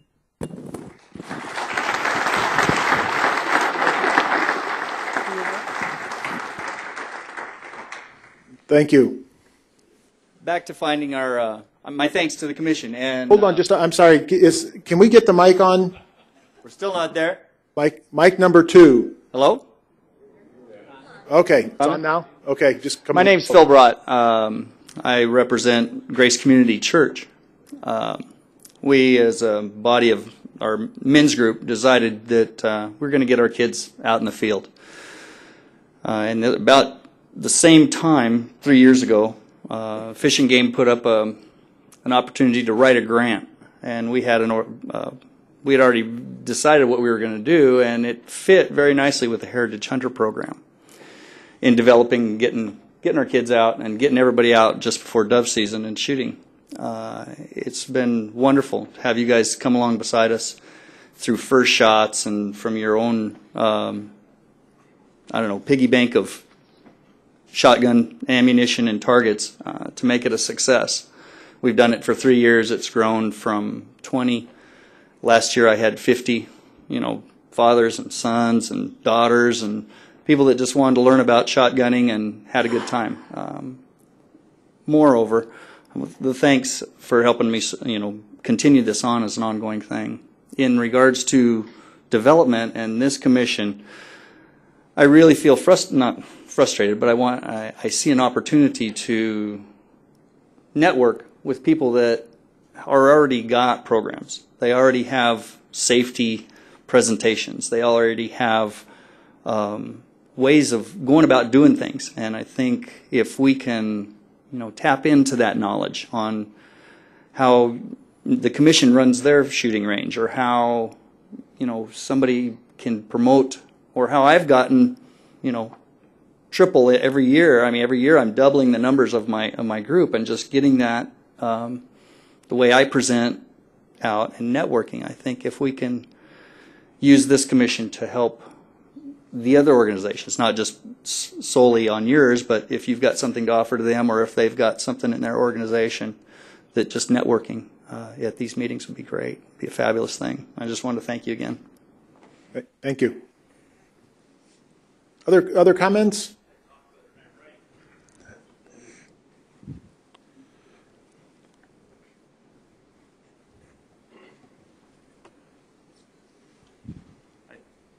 My name is Casey Unger. Microphone number 1. My name is Casey Unger, and I talk way better than I write. So anybody who's ever gone, I'm involved with Ducks Unlimited. So anybody who's ever gone duck hunting with me knows I'm a pretty good bird watcher as well. So I really think getting, like he said, all of our programs together in education, whether it's in the schools, for the hunters, the non-hunters, the conservation. I mean, kids like little baby javelinas. They like little baby deer, but they don't know Mother Nature's a lot harder on these animals than we are, So we need to get that out to them however we can. So I don't know if it's, take away some of these no tolerance tags at school. I have a son who's an A shooter in skeet, was on the, won a national award, and they sent him to his school. He gets called to the office in the middle of the day, and here, take that home with you. They don't even recognize the kid. And I've watched all his buddies, 15, 16-year-old kids, pass on canvas-back ducks. Oh, already got one for the year, I don't need another one. They pass on hens, and they're doing all the right things, but it's 3, 4 kids. If we get it out to 1,500 kids in an assembly that these programs are involved, we'd start the future right there. So that's what I got to say. Thank you. Other comments regarding how this group moves forward? Suggestions on the vision, the approach it should use, those kinds of things?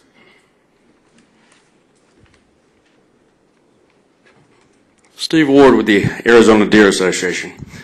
My first guideline would be to make sure that every sportsman in this room reserves their comments to something that my mother taught me a long time ago. And that is, if you can't say something nice, don't say anything at all.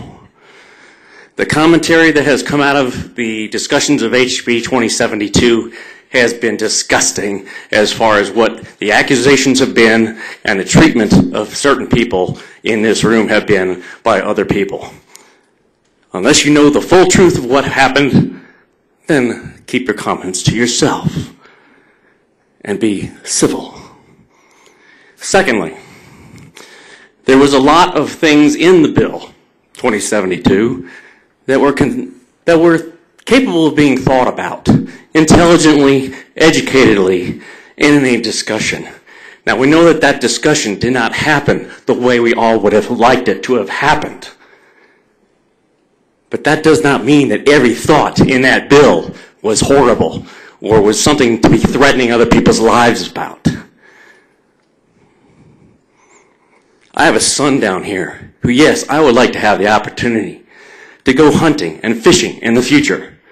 But if this deer herd and this antelope herd is not allowed to thrive, and that does include, yes, predator hunting, because if you see what the coyotes are doing out there, really, and I can give you an example here in town, my own backyard, I started with 6 coyotes last year in my yard, and they're now up to 18, unstopped, and they've wiped out every rabbit that used to be there.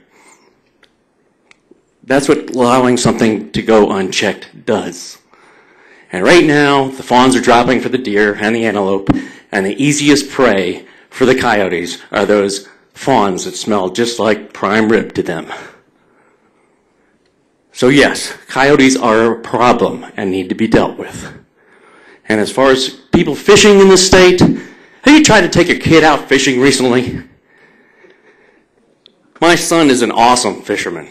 But how do you take him out on a lake when the powerboats are running you over? There needs to be some space for the fishermen to fish on the lakes of Arizona, that you don't get run over by the powerboats. Thank you. Thank you. My name is number 2. Hello. Okay, my name is Steve Clark. Most of the people here know who I am. I'm the president of the Arizona Elk Society. I've been sitting in the back listening to a lot of good ideas about things the department should be doing and the things that people don't know the department is doing. Other than the drought, every program that these people have suggested, the department has. You know, I think what we're here for is to find out how to make those programs better. You know, the first thing is to learn what programs are out there. You know, the HPC, it's for me, it was rewarding to hear people talk positive about the HPC, because I've been involved in it intimately for years, as a lot of people in this room have, but the public didn't even know about it. You know, we need to do a better job of communication. That's probably the number one thing that needs to happen for this, that needs to come out of this group, is we got to tell the public what we're doing. Why do these programs not go forward? You know, I've been hearing about kids. Craig McMullen is leading the Heritage and Hunter and Angler Heritage Work Group. You know, I'm on the steering committee for that group. We have 40, what do we have now? 40 groups that are members of that group that put on youth camps every year. You know, hunting camps where we're taking the kids out hunting. The Arizona Elk Society runs a program where we take 125 kids up to Sipe White Mountain Ranch. We sell out in less than 24 hours. The kids are there. We need more involvement from the sportsmen. You can throw all the money you want at some of these programs, but we need the volunteers. We need people that want to help at these things. You know, the kids are there. You know, right now we're working with the Boy Scouts. There's 57,000 Boy Scouts in Arizona. You know, they put on a camp and 650 kids show up. You know, if we had the Muley trailer from or Game and Fish even has a trailer. If we could get that trailer out there and a couple people to run it and introduce 652 kids to shooting pellet guns in a trailer. You know, the opportunities are there, and hopefully the sportsmen, the public comes together to help make these better programs. You know, come to these kind of meetings, you know, set up this kind of organization, not even organization. To me, this is similar to the HPC, the Habitat Partnership Committee. This is the Sportsmen's Partnership Committee. How can we as sportsmen make your programs better? And how do we get other sportsmen to help do that? That's the key.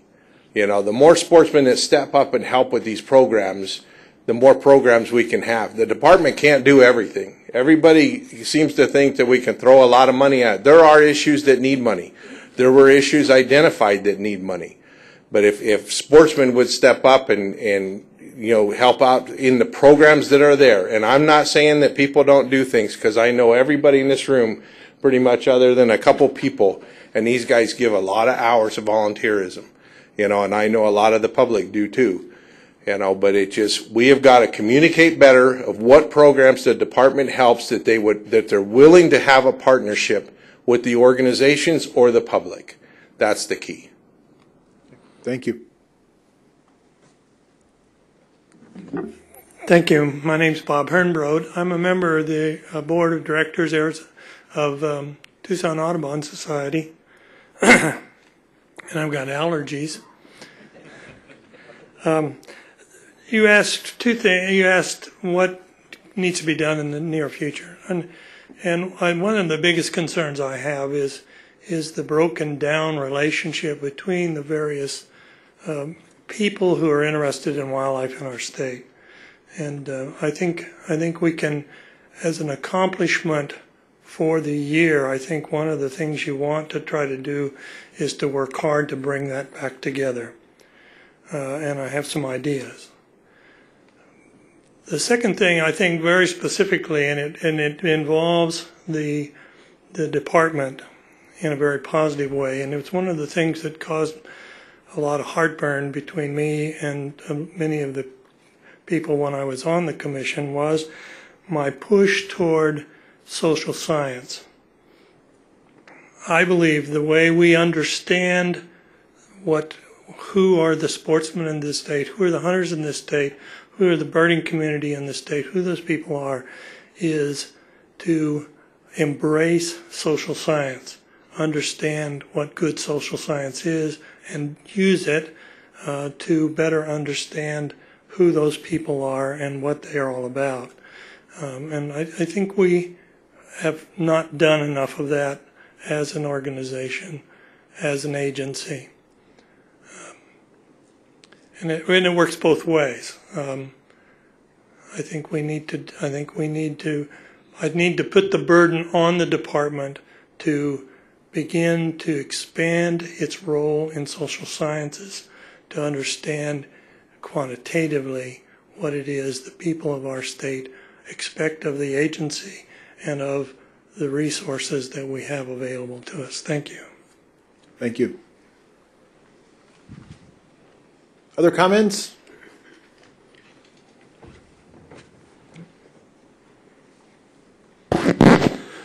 Well, it's scary if I agree with Bob, but in part I do. I'm Jim DeVos, and I represent nobody. I tried to get somebody to sponsor me so I'd have billable hours tonight, but they all said no, so I'm on my own. The thing that brought people here is passion.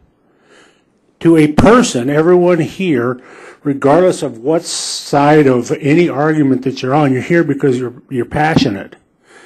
If I wasn't passionate, I would be home on my maybe third rum and coke.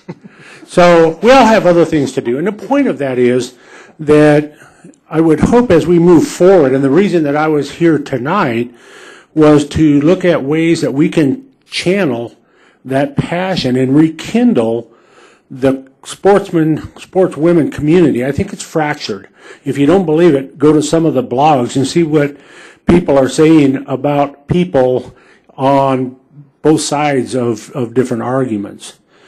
We have the passion, and if we can figure out how to channel that over the next year, figure out how to rekindle the bonds that were there between the different groups that for the last 6 weeks have been fractured, if we can figure out how to rekindle that fellowship, if you will, that drive to do positive things for wildlife, then I think the committee that we're talking about will come and do some good. I've worked a lot for the last 5 years in the sportsman community, and again, people volunteer. We've heard it, volunteer thousands and thousands of hours because of that passion. And again, to be repetitive, if we can channel that, bring people back together to a common bond of let's do marvelous things for wildlife, then this committee will go forward and be fruitful. Do we need more money? Sure. Do we need a lot of things that people have talked about? I agree, but if we can't talk about the fracture that's occurred between the groups, between people, between friends, between organizations, if we can't cure that, then we'll be a year from now having the same debates. We have to cure the diverse approach that people have had to channeling their passion. Thanks. Hi, Christine Smith, and just a couple things I want to add to what Steve said. He identified predator control, which is one of the biggest reasons some of this legislation was brought forward this year. It's brought up a couple times tonight. So maybe what the committee could do is look at some of the major issues and truly seek some solution in the near future. The predator control, the access to public lands, the recruitment retention, looking at best practices, looking at different funding options, just kind of zeroing in and make sure the time put in by these committee members is valued. We can't let things languish. We need to act now. As a community, as it's been pointed out earlier tonight, is very vulnerable. And pulling everybody together through making sure the committee is well organized and productive is the best way that you could help us succeed. Thank you. Thank you.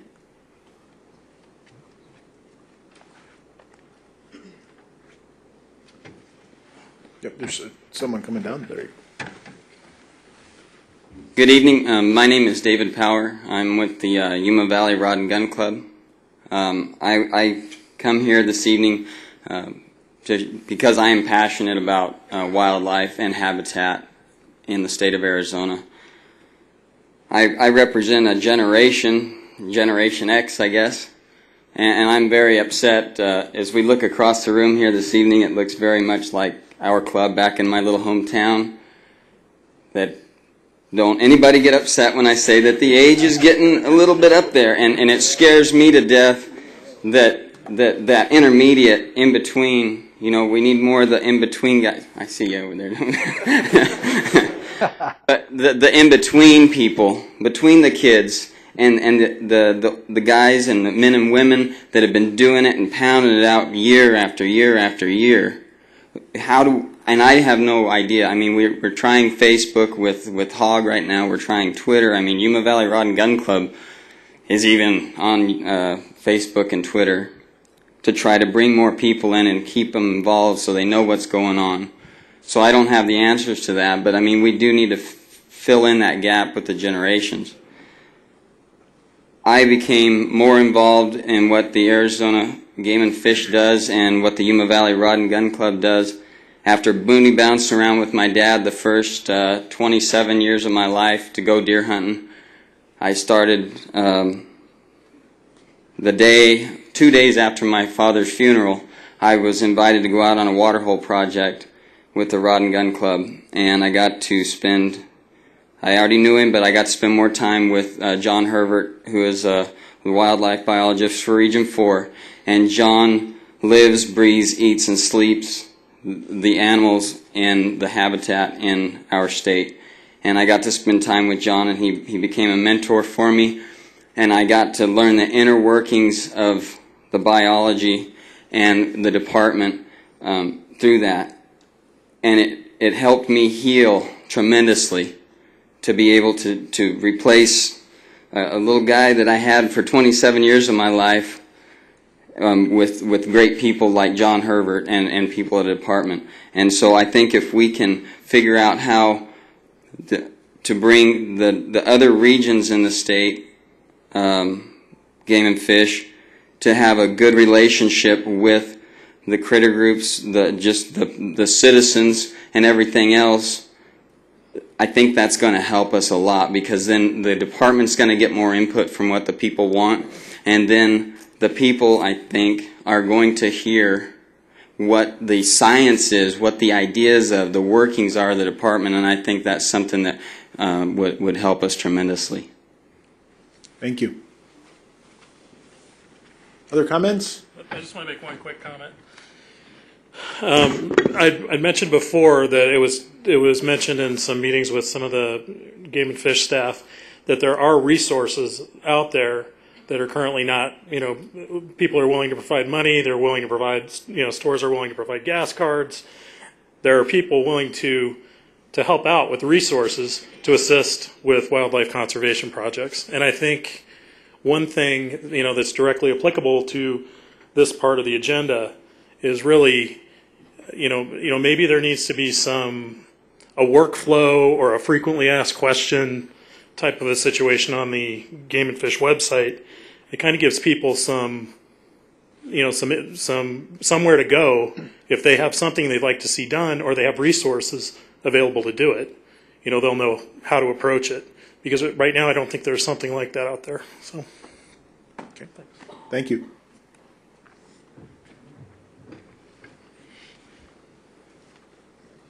Go ahead. Number 2, microphone 2.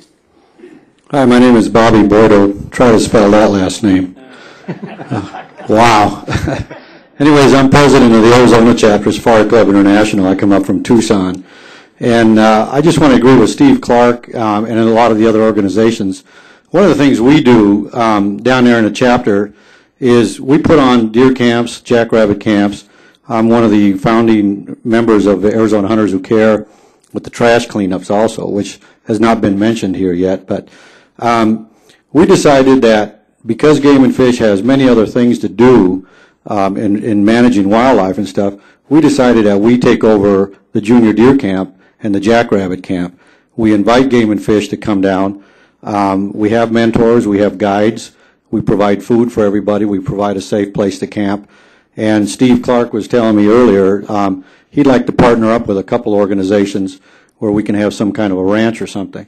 So I think Game and Fish is on the right track. I think we just need to bond together more as organizations together and work together in putting up camps. Down there in Tucson, one of the things that we do is we sponsor all the hunter safety courses. Whether it's buying ammo, whether it's buying cake and ice cream for graduation, or paying for the instructors to put on the class. We really look forward to recruiting new members, kids. We take 8 kids to Texas to hunt that have taken the hunter safety course and that have never killed a big game animal. The look on those kids' face when they kill their first animal is priceless. So I think more of the organizations need to unite and work together. I ran into a couple guys earlier for dinner. We talked about that briefly. But I would challenge the other organizations, whether it's in Region 5 or 4 or anywhere, to work together and let Game and Fish know what it is what you're all doing.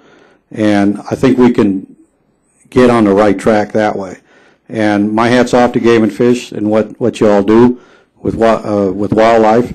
And bringing up the money source, do whatever you have to do to get more revenue, but I would not trust other government agencies in this state. I'd hate to see money get swept out of here again. So, thanks. Thank you.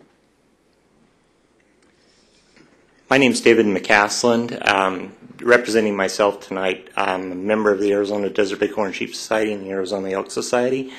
One of the things that I would just like to sort of point out that some people haven't really recognized is, even though this bill that just recently was put forth, saying, did everybody notice within 2 to 3 days how quickly the word among all of us got out with the communication tools that we have available to ourselves right now? Twitter, emails, Facebook, whatever. We used it as sportsmen in a community to react to it. That wouldn't have happened 15, 20 years ago. So we've got tools in place that we can start using now. I think the Game and Fish Department is on the right track in doing some of those. One of the things that I'd like to also sort of point out to the general public, and many of us in here recognize some of this, is that when it comes to expertise, we rely on the Game and Fish Department for many of our things. When it comes to dealing with bills, I'll just throw out an example, Proposition 109, this HB 2072. We expect the Game and Fish Department to tell us whether it's good, it's bad, what's right, what's wrong. We recognize, because of laws that are in place currently, that the Game and Fish Department can't speak to those things. And maybe that's one of the things that we ought to be looking at tackling. One of the very first things is get you guys to be able to have a voice. We recognize that the Commission can take positions on things based upon input from the Game and Fish Department, from the public and so forth, and you can voice that opinion out, but you don't have the experts, say the professionals. You guys are volunteers appointed by the governor. We are expecting those professionals to be able to speak out on these topics. They can't do it right now. If you look back, if everybody will really, really look back, the Game and Fish Department is silent in all of these particular things, and that is because their hands are tied. I think that's one of the things we really need to think about. So, anyway, thank you. Thank you. Other comments?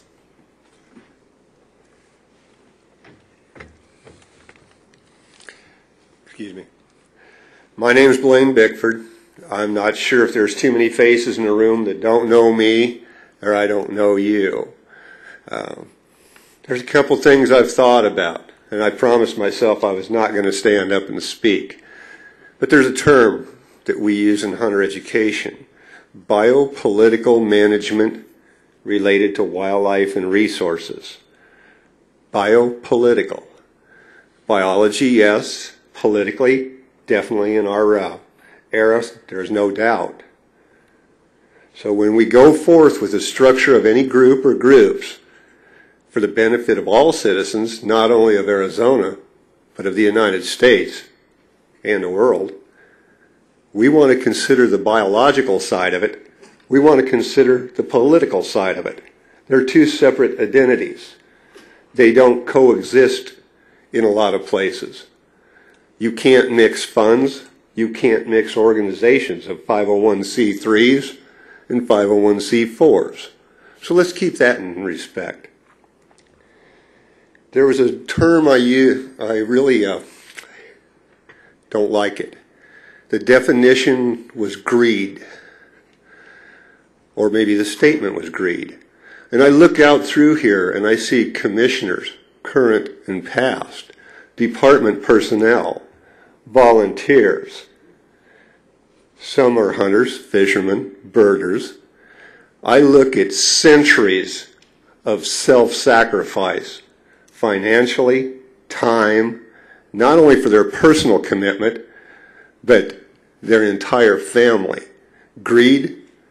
No, ladies, no, gentlemen. We are not greedy. We are a giving entity, not just for our causes, but for the entire environment. If we do a sheep project, do sheep just drink at that particular water hole? No. Reptiles, mammals, birds, birds of prey, beautiful birds just to look. This is not about greed. This is about giving every minute of the day. We look at the department. It's bound by statute, where volunteers are not in a lot of cases. We can do things and have been asked and begged to get pay raises for the department, to fight legislation to keep the Heritage Fund from being swept. We need to keep this in mind. This is self-sacrifice for the betterment of the entire nation. Dave McCaslin talked, and he reminded me that when we do sheep projects, I remember going to projects and having youth being flown from the Midwest out to help us build sheep tanks for them and us. Self-sacrifice. I look at the department. Now, does the department drive the volunteers, or do the volunteers drive the department? That's a heck of a statement, isn't it? Well, it's a marriage, folks, and there's tough times. The department can do a lot of things by statute and by expertise. However, without the volunteers, fundraising, hours of commitment, Hunter Ed, Scholastic Steel Challenge, Habitat Partnership Committees, Scholastic Clay Targets do not exist. Hunter education does not exist without a volunteer base. The department does not have the staff. Scholastics. What is scholastics?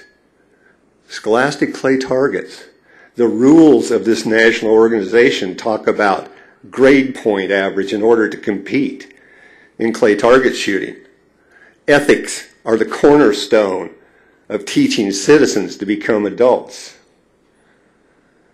Amazing, isn't it? We come here because of diversity, but the programs that the department has, but are supported in large, are based on ethics, honor, sportsmanship. Imagine that. Isn't that truly amazing? We talk about predators. This isn't about killing predators. It's about biological, political management. Planet Earth is not getting bigger, ladies and gentlemen. It's the same size. When we organize and we go forward, species need to be managed. All species. So we're losing habitat. I guess I could keep going a lot farther, but there's a lot of time for dialogue. Now, the thing that's really amazing, everything that's been said tonight has been said years and years ago, and time again. I have not heard one new comment, not from the gentleman concerned with birds, not from the person who wrote in about Sportsman and from Tucson, I believe. There's nothing new here. History repeats itself, folks. So where do we go? How do we unite? And yes, Mom did say when you say something nice. We're here for supposedly that we can do something positive. I remember going to WAFA 2006 in Flagstaff. I see commissioners of the past who were in those meetings. We started out with about the same amount of people in a room on Greenway. Passionate, desire, strength. We butted heads like two big old bulls. That was in July, I believe. By December, in this very room, we were down to 15 people, including department personnel. History has a lesson here to teach us. It's going to take a lot of commitment, a lot of persistence. So the energy that we bring tonight, do not let it dissipate, but channel it in a positive manner. No matter whether you hunt, fish, enjoy birds. We had the gentleman from the Arizona State Rifle and Pistol Association. We need to embrace them and the anglers. And yes, sir, even the bird watchers, because I guarantee when I'm sitting out there underneath the tree, I'm watching the sparrows and the jays, and I love to have pictures of the golden eagles. It's about all wildlife for all people. Thank you. Thank you.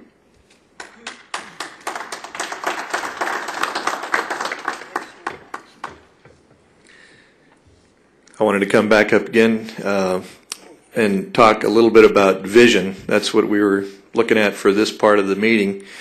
And from what I've heard in all the comments here, it sounds to me like one of the most important things that we should be looking at is communication. And I would think that this group, working with the commission and the department, should put forth some sort of a plan to be able to develop those lines of communication so we can take advantage of the technology, and that ought to be one of the things that we put on the agenda to address this year. Another thing is that, I brought up the fact that we had like 135,000 hunting licenses sold in the state last year. And one of the other gentlemen, Bill, brought up the population being about 6 million in this state. Well, we've got 135,000 people that we can pretty much count on their support, but that's a very small minority. We need to put together a plan on how we're going to involve the rest of those 6 million people, and they don't necessarily have to be volunteers or active participants in anything, but we need to engage them in understanding what the wildlife issues are, what the things that the department and the commission accomplish, what the volunteer groups do. We need to get that out to those other people and to youth groups, schools, and that sort of thing. I think that should be something that should be included in our vision, as well as how we are going to reach out to those other citizens in our state to get their greater involvement, if for nothing else, just so that we can gain their approval. And when we have issues that come before the legislature, or if we want to protect our hunting rights or whatever, we don't want to be fighting an uphill battle. We want those people to be our friends. And lastly, one of the things I never really considered before coming in here is that there are a lot of people that have interests in wildlife and seeing the habitat and the environment improve that aren't hunters. I think we probably have a lot more fishermen in this state than we do hunters. I happen to be a fisherman myself, and I think we should probably reach out to those guys as well and see if we can get the fishermen involved, because they would be, I think, very willing and active participants in things that would be going forward that would help all wildlife. And in addition, there are a lot of other groups that are not consumers of the resource, that we ought to find a way to embrace them and involve them in what we do going forward. And again, to make sure that we can guarantee that our outdoor heritage can continue in this state. Thank you again. Thank you.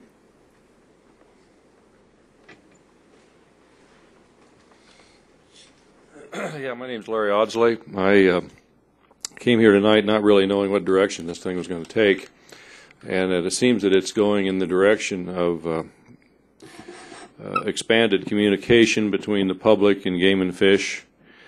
And if that's the case, I was going to just float the idea. This occurred to me about 7 minutes ago and probably could use considerable refinement, but float the idea of maybe a state advisory board consisting of regional advisory boards of members of the public, which would be people, volunteers, a kind of a coalition of the willing and energetic,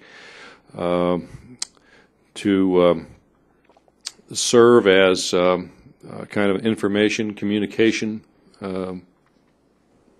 body. The very important thing, something you have to be very careful with, is that if this is if there's not an arm's length relationship between an advisory board and Game and Fish, then it's not going to be of any value. It will have no credibility. People will lose interest. It can't just be an auxiliary to the department. It also would have to consist of people who share some core values and beliefs. Recently, I've heard it suggested by someone of national prominence in the wildlife field that public ownership of wildlife is a socialist concept, and we need to do away with it. I think that some of us would have trouble working as a team with, if some of us felt that way, versus those of us who feel that public ownership of wildlife is probably the only acceptable long-term workable solution.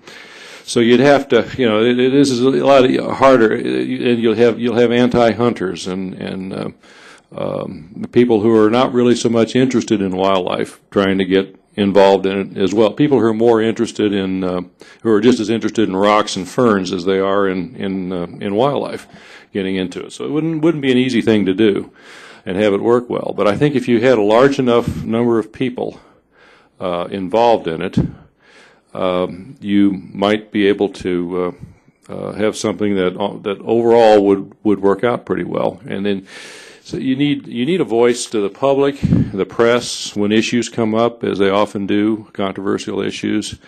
I know as a representative of the Arizona Wildlife Federation, I've gotten calls several times from the press for opinions and quotes and so on. These advisory boards, regional advisory boards, could perform that same function. And the idea being that they have some knowledge, that they've done their homework and are qualified spokesmen on some of these issues, and could give their opinions. As Dave McCaslin mentioned, the Game and Fish was very explicitly told to by the legislature recently to shut up about pending legislation as far as communicating to the public. Given an arm's length transaction, meaning that we have the right to criticize you as well as support you, I would think that an advisory board, advisory boards in the units and at the statewide level could pretty much do as we please if you have no control over us. Ideally, this is something we would set up on our own and wouldn't ask for any coordination with Game and Fish to set it up. But that doesn't seem, and nothing like that seems to be taking shape, so I just thought I'd float the idea and see if anyone's interested. Thank you. Thank you. Other comments?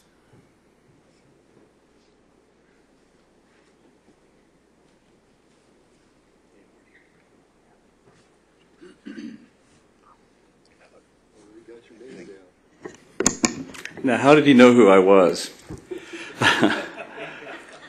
My name is Robbie Woodhouse. I am a member of Yuma Valley Rod and Gun Club, and I'm the immediate past chairman of the commission. Kurt Davis, I'm glad you've replaced me on the commission. I miss the work that you all do, but listening to you tonight, I've got to know a little bit more about you, and I appreciate what you're doing here tonight, Kurt. You're doing a great job. And I'd like to talk a little bit about the first bullet point, what should be done to move forward in a positive, cooperative manner, but I'd like to lay a little bit of a foundation to what I've got to say about where we've come from before I talk about where I think we might need to go.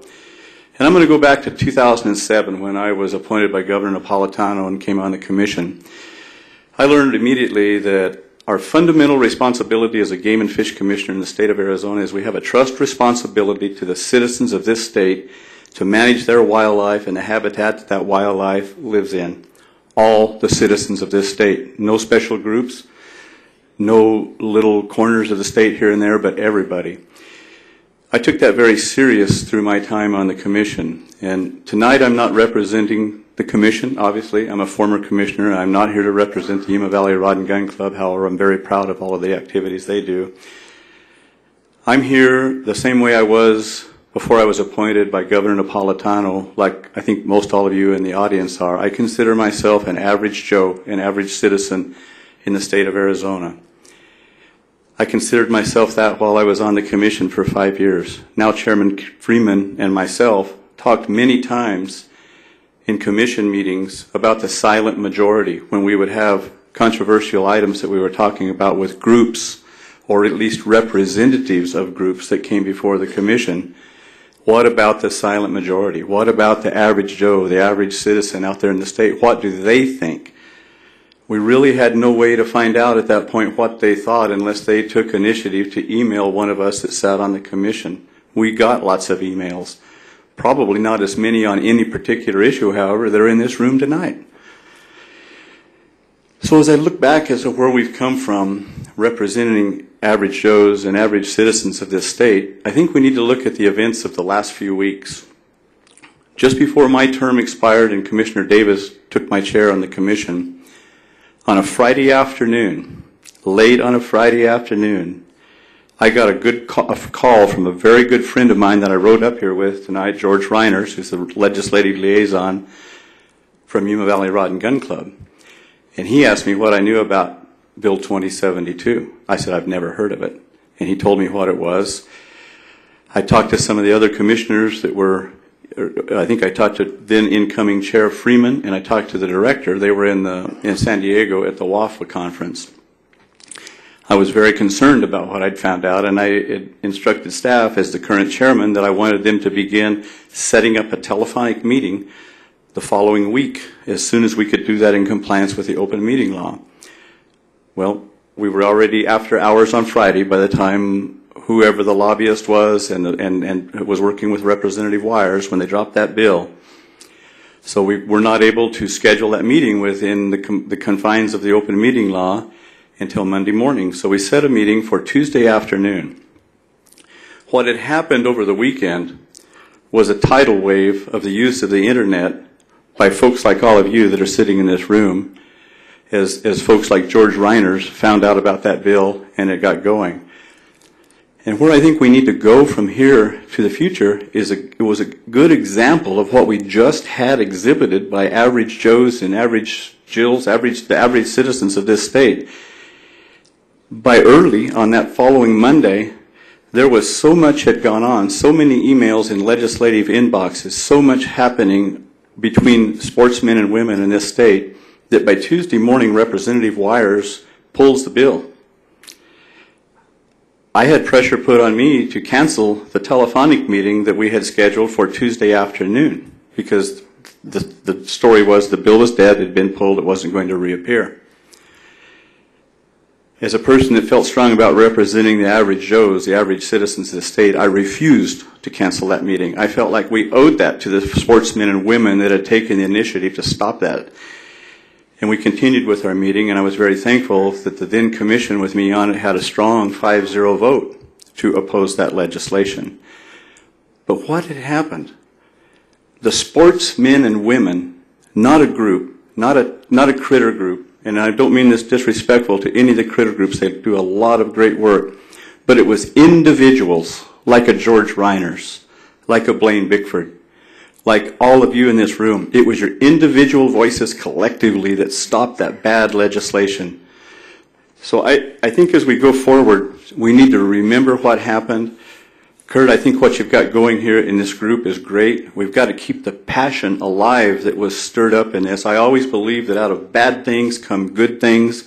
I believe 2072 from the first word to the last word on the last page, 100% bad. It was going to be the sale of a public asset for the benefit of a few, maybe a trust fund retirement for individuals that were going to be high-level executives, I guess, in that organization that was supposedly going to host that expo. But the people have spoken. So I think the lesson to be learned to move forward in a positive way to all of us is remember what we did as average sportsmen, average citizens of this state. And yes, there's 6.5 million people here. Bill McLean talked a little bit about all the people in this state.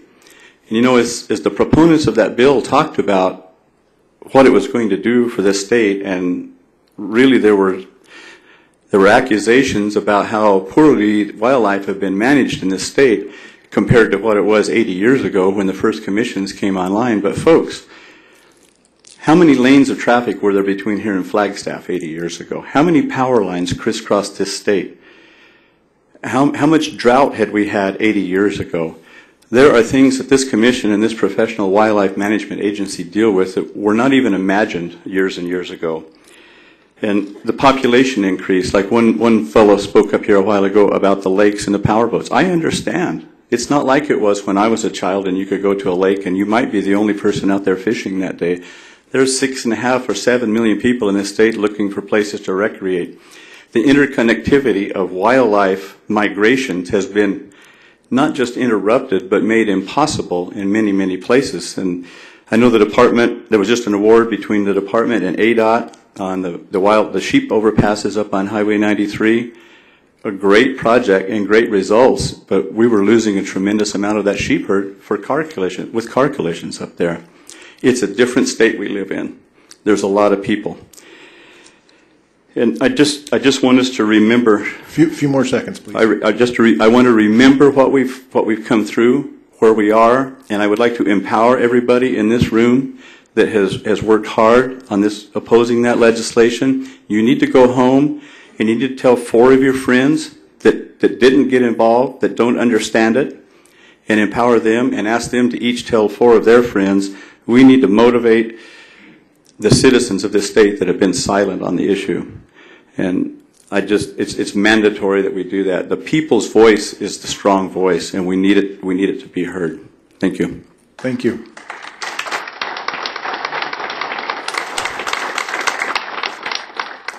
We're getting up close to the time. I want to make sure that I give Commissioner Davis a chance to make some closing comments. And I'll have him come up here momentarily. I guess on my part, want to thank everybody for the professional and approach that you've used today. Obviously, lots of wisdom in the room, lots of passion in the room. And as someone who spends a lot of time all over the country working with conservation, the what's at stake for all of you, what could be lost because you can't work on important issues together versus what can be gained and how much impact and how compelling collaboration can be on the important issues for you. There's a big difference between those two extremes, and I wish you the best of luck in figuring out going forward with whatever you might call this next group to try and leverage the passion and the wisdom that you have here. Good luck. It's very, very important. Thank you, Dave. Dave came on duty in short time, and we appreciate your help in facilitating this. And I'm sure everyone here is grateful because I would not be able to facilitate as well as you do. So thank you for your time. Thanks. We've been obviously jotting down notes, and again, the first step is if you're willing to continue to participate. And are we going to put up the email for Mr. Hovatter for anybody that wants to write that down? Just type that in. Please email Mr. Hovatter that you want to continue to participate, and I hope that the vast majority of you that can commit the time are willing to do so. I commit to you that we will work on a draft agenda, and we will get it to those who say they want to step forward to continue to help, and ask for your comments and your feedback, and we will do our best. I will commit to you, I'll do our best to take that feedback and modify an agenda and get the next meeting scheduled as far in advance as possible so you can make time on your schedules because I know you're all very busy. And one of the things I wanted to kind of close with is because we talk a lot tonight about things that we want to fix, things that are, whatever our perceptions are wrong, and are things that we have to address. And that's good, that's healthy, and we need to continue to do that. And we're gonna, I think I've got some great notes over there, and I'm gonna be thinking a lot over the next few days about some of the ideas that you've sparked in my mind. But I think it's also important to recognize, and one of the great benefits of being a commissioner, this morning I was up in Flagstaff and I was meeting with our folks up there who run a wonderful operation up there.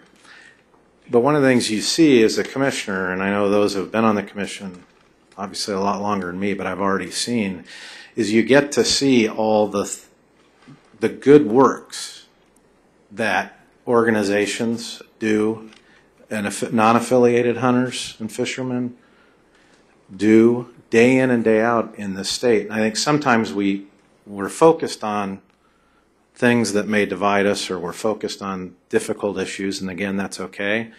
But one of the great things about being a commissioner is I think sometimes we underestimate how much good work is going on out there, and we don't focus enough at patting each other on the back on occasion for a lot of the activities. It's amazing to me when I'm going through my emails where we're informed about all the different activities that are going on around the regions with all the different entities and groups and the youth camps, et cetera. It is amazing to me how much activity goes on, and I hope when we do walk out of here tonight that there also is a little bit of sense of pride about the good work that you folks do day in and day out. And somebody said it earlier and said it very well, that the department and certainly the commission only flourishes by the activities of those who volunteer and give their time, like you have tonight on a Thursday night, giving 3 hours of your time just for this single meeting. And I know magnify that by 50 meetings over the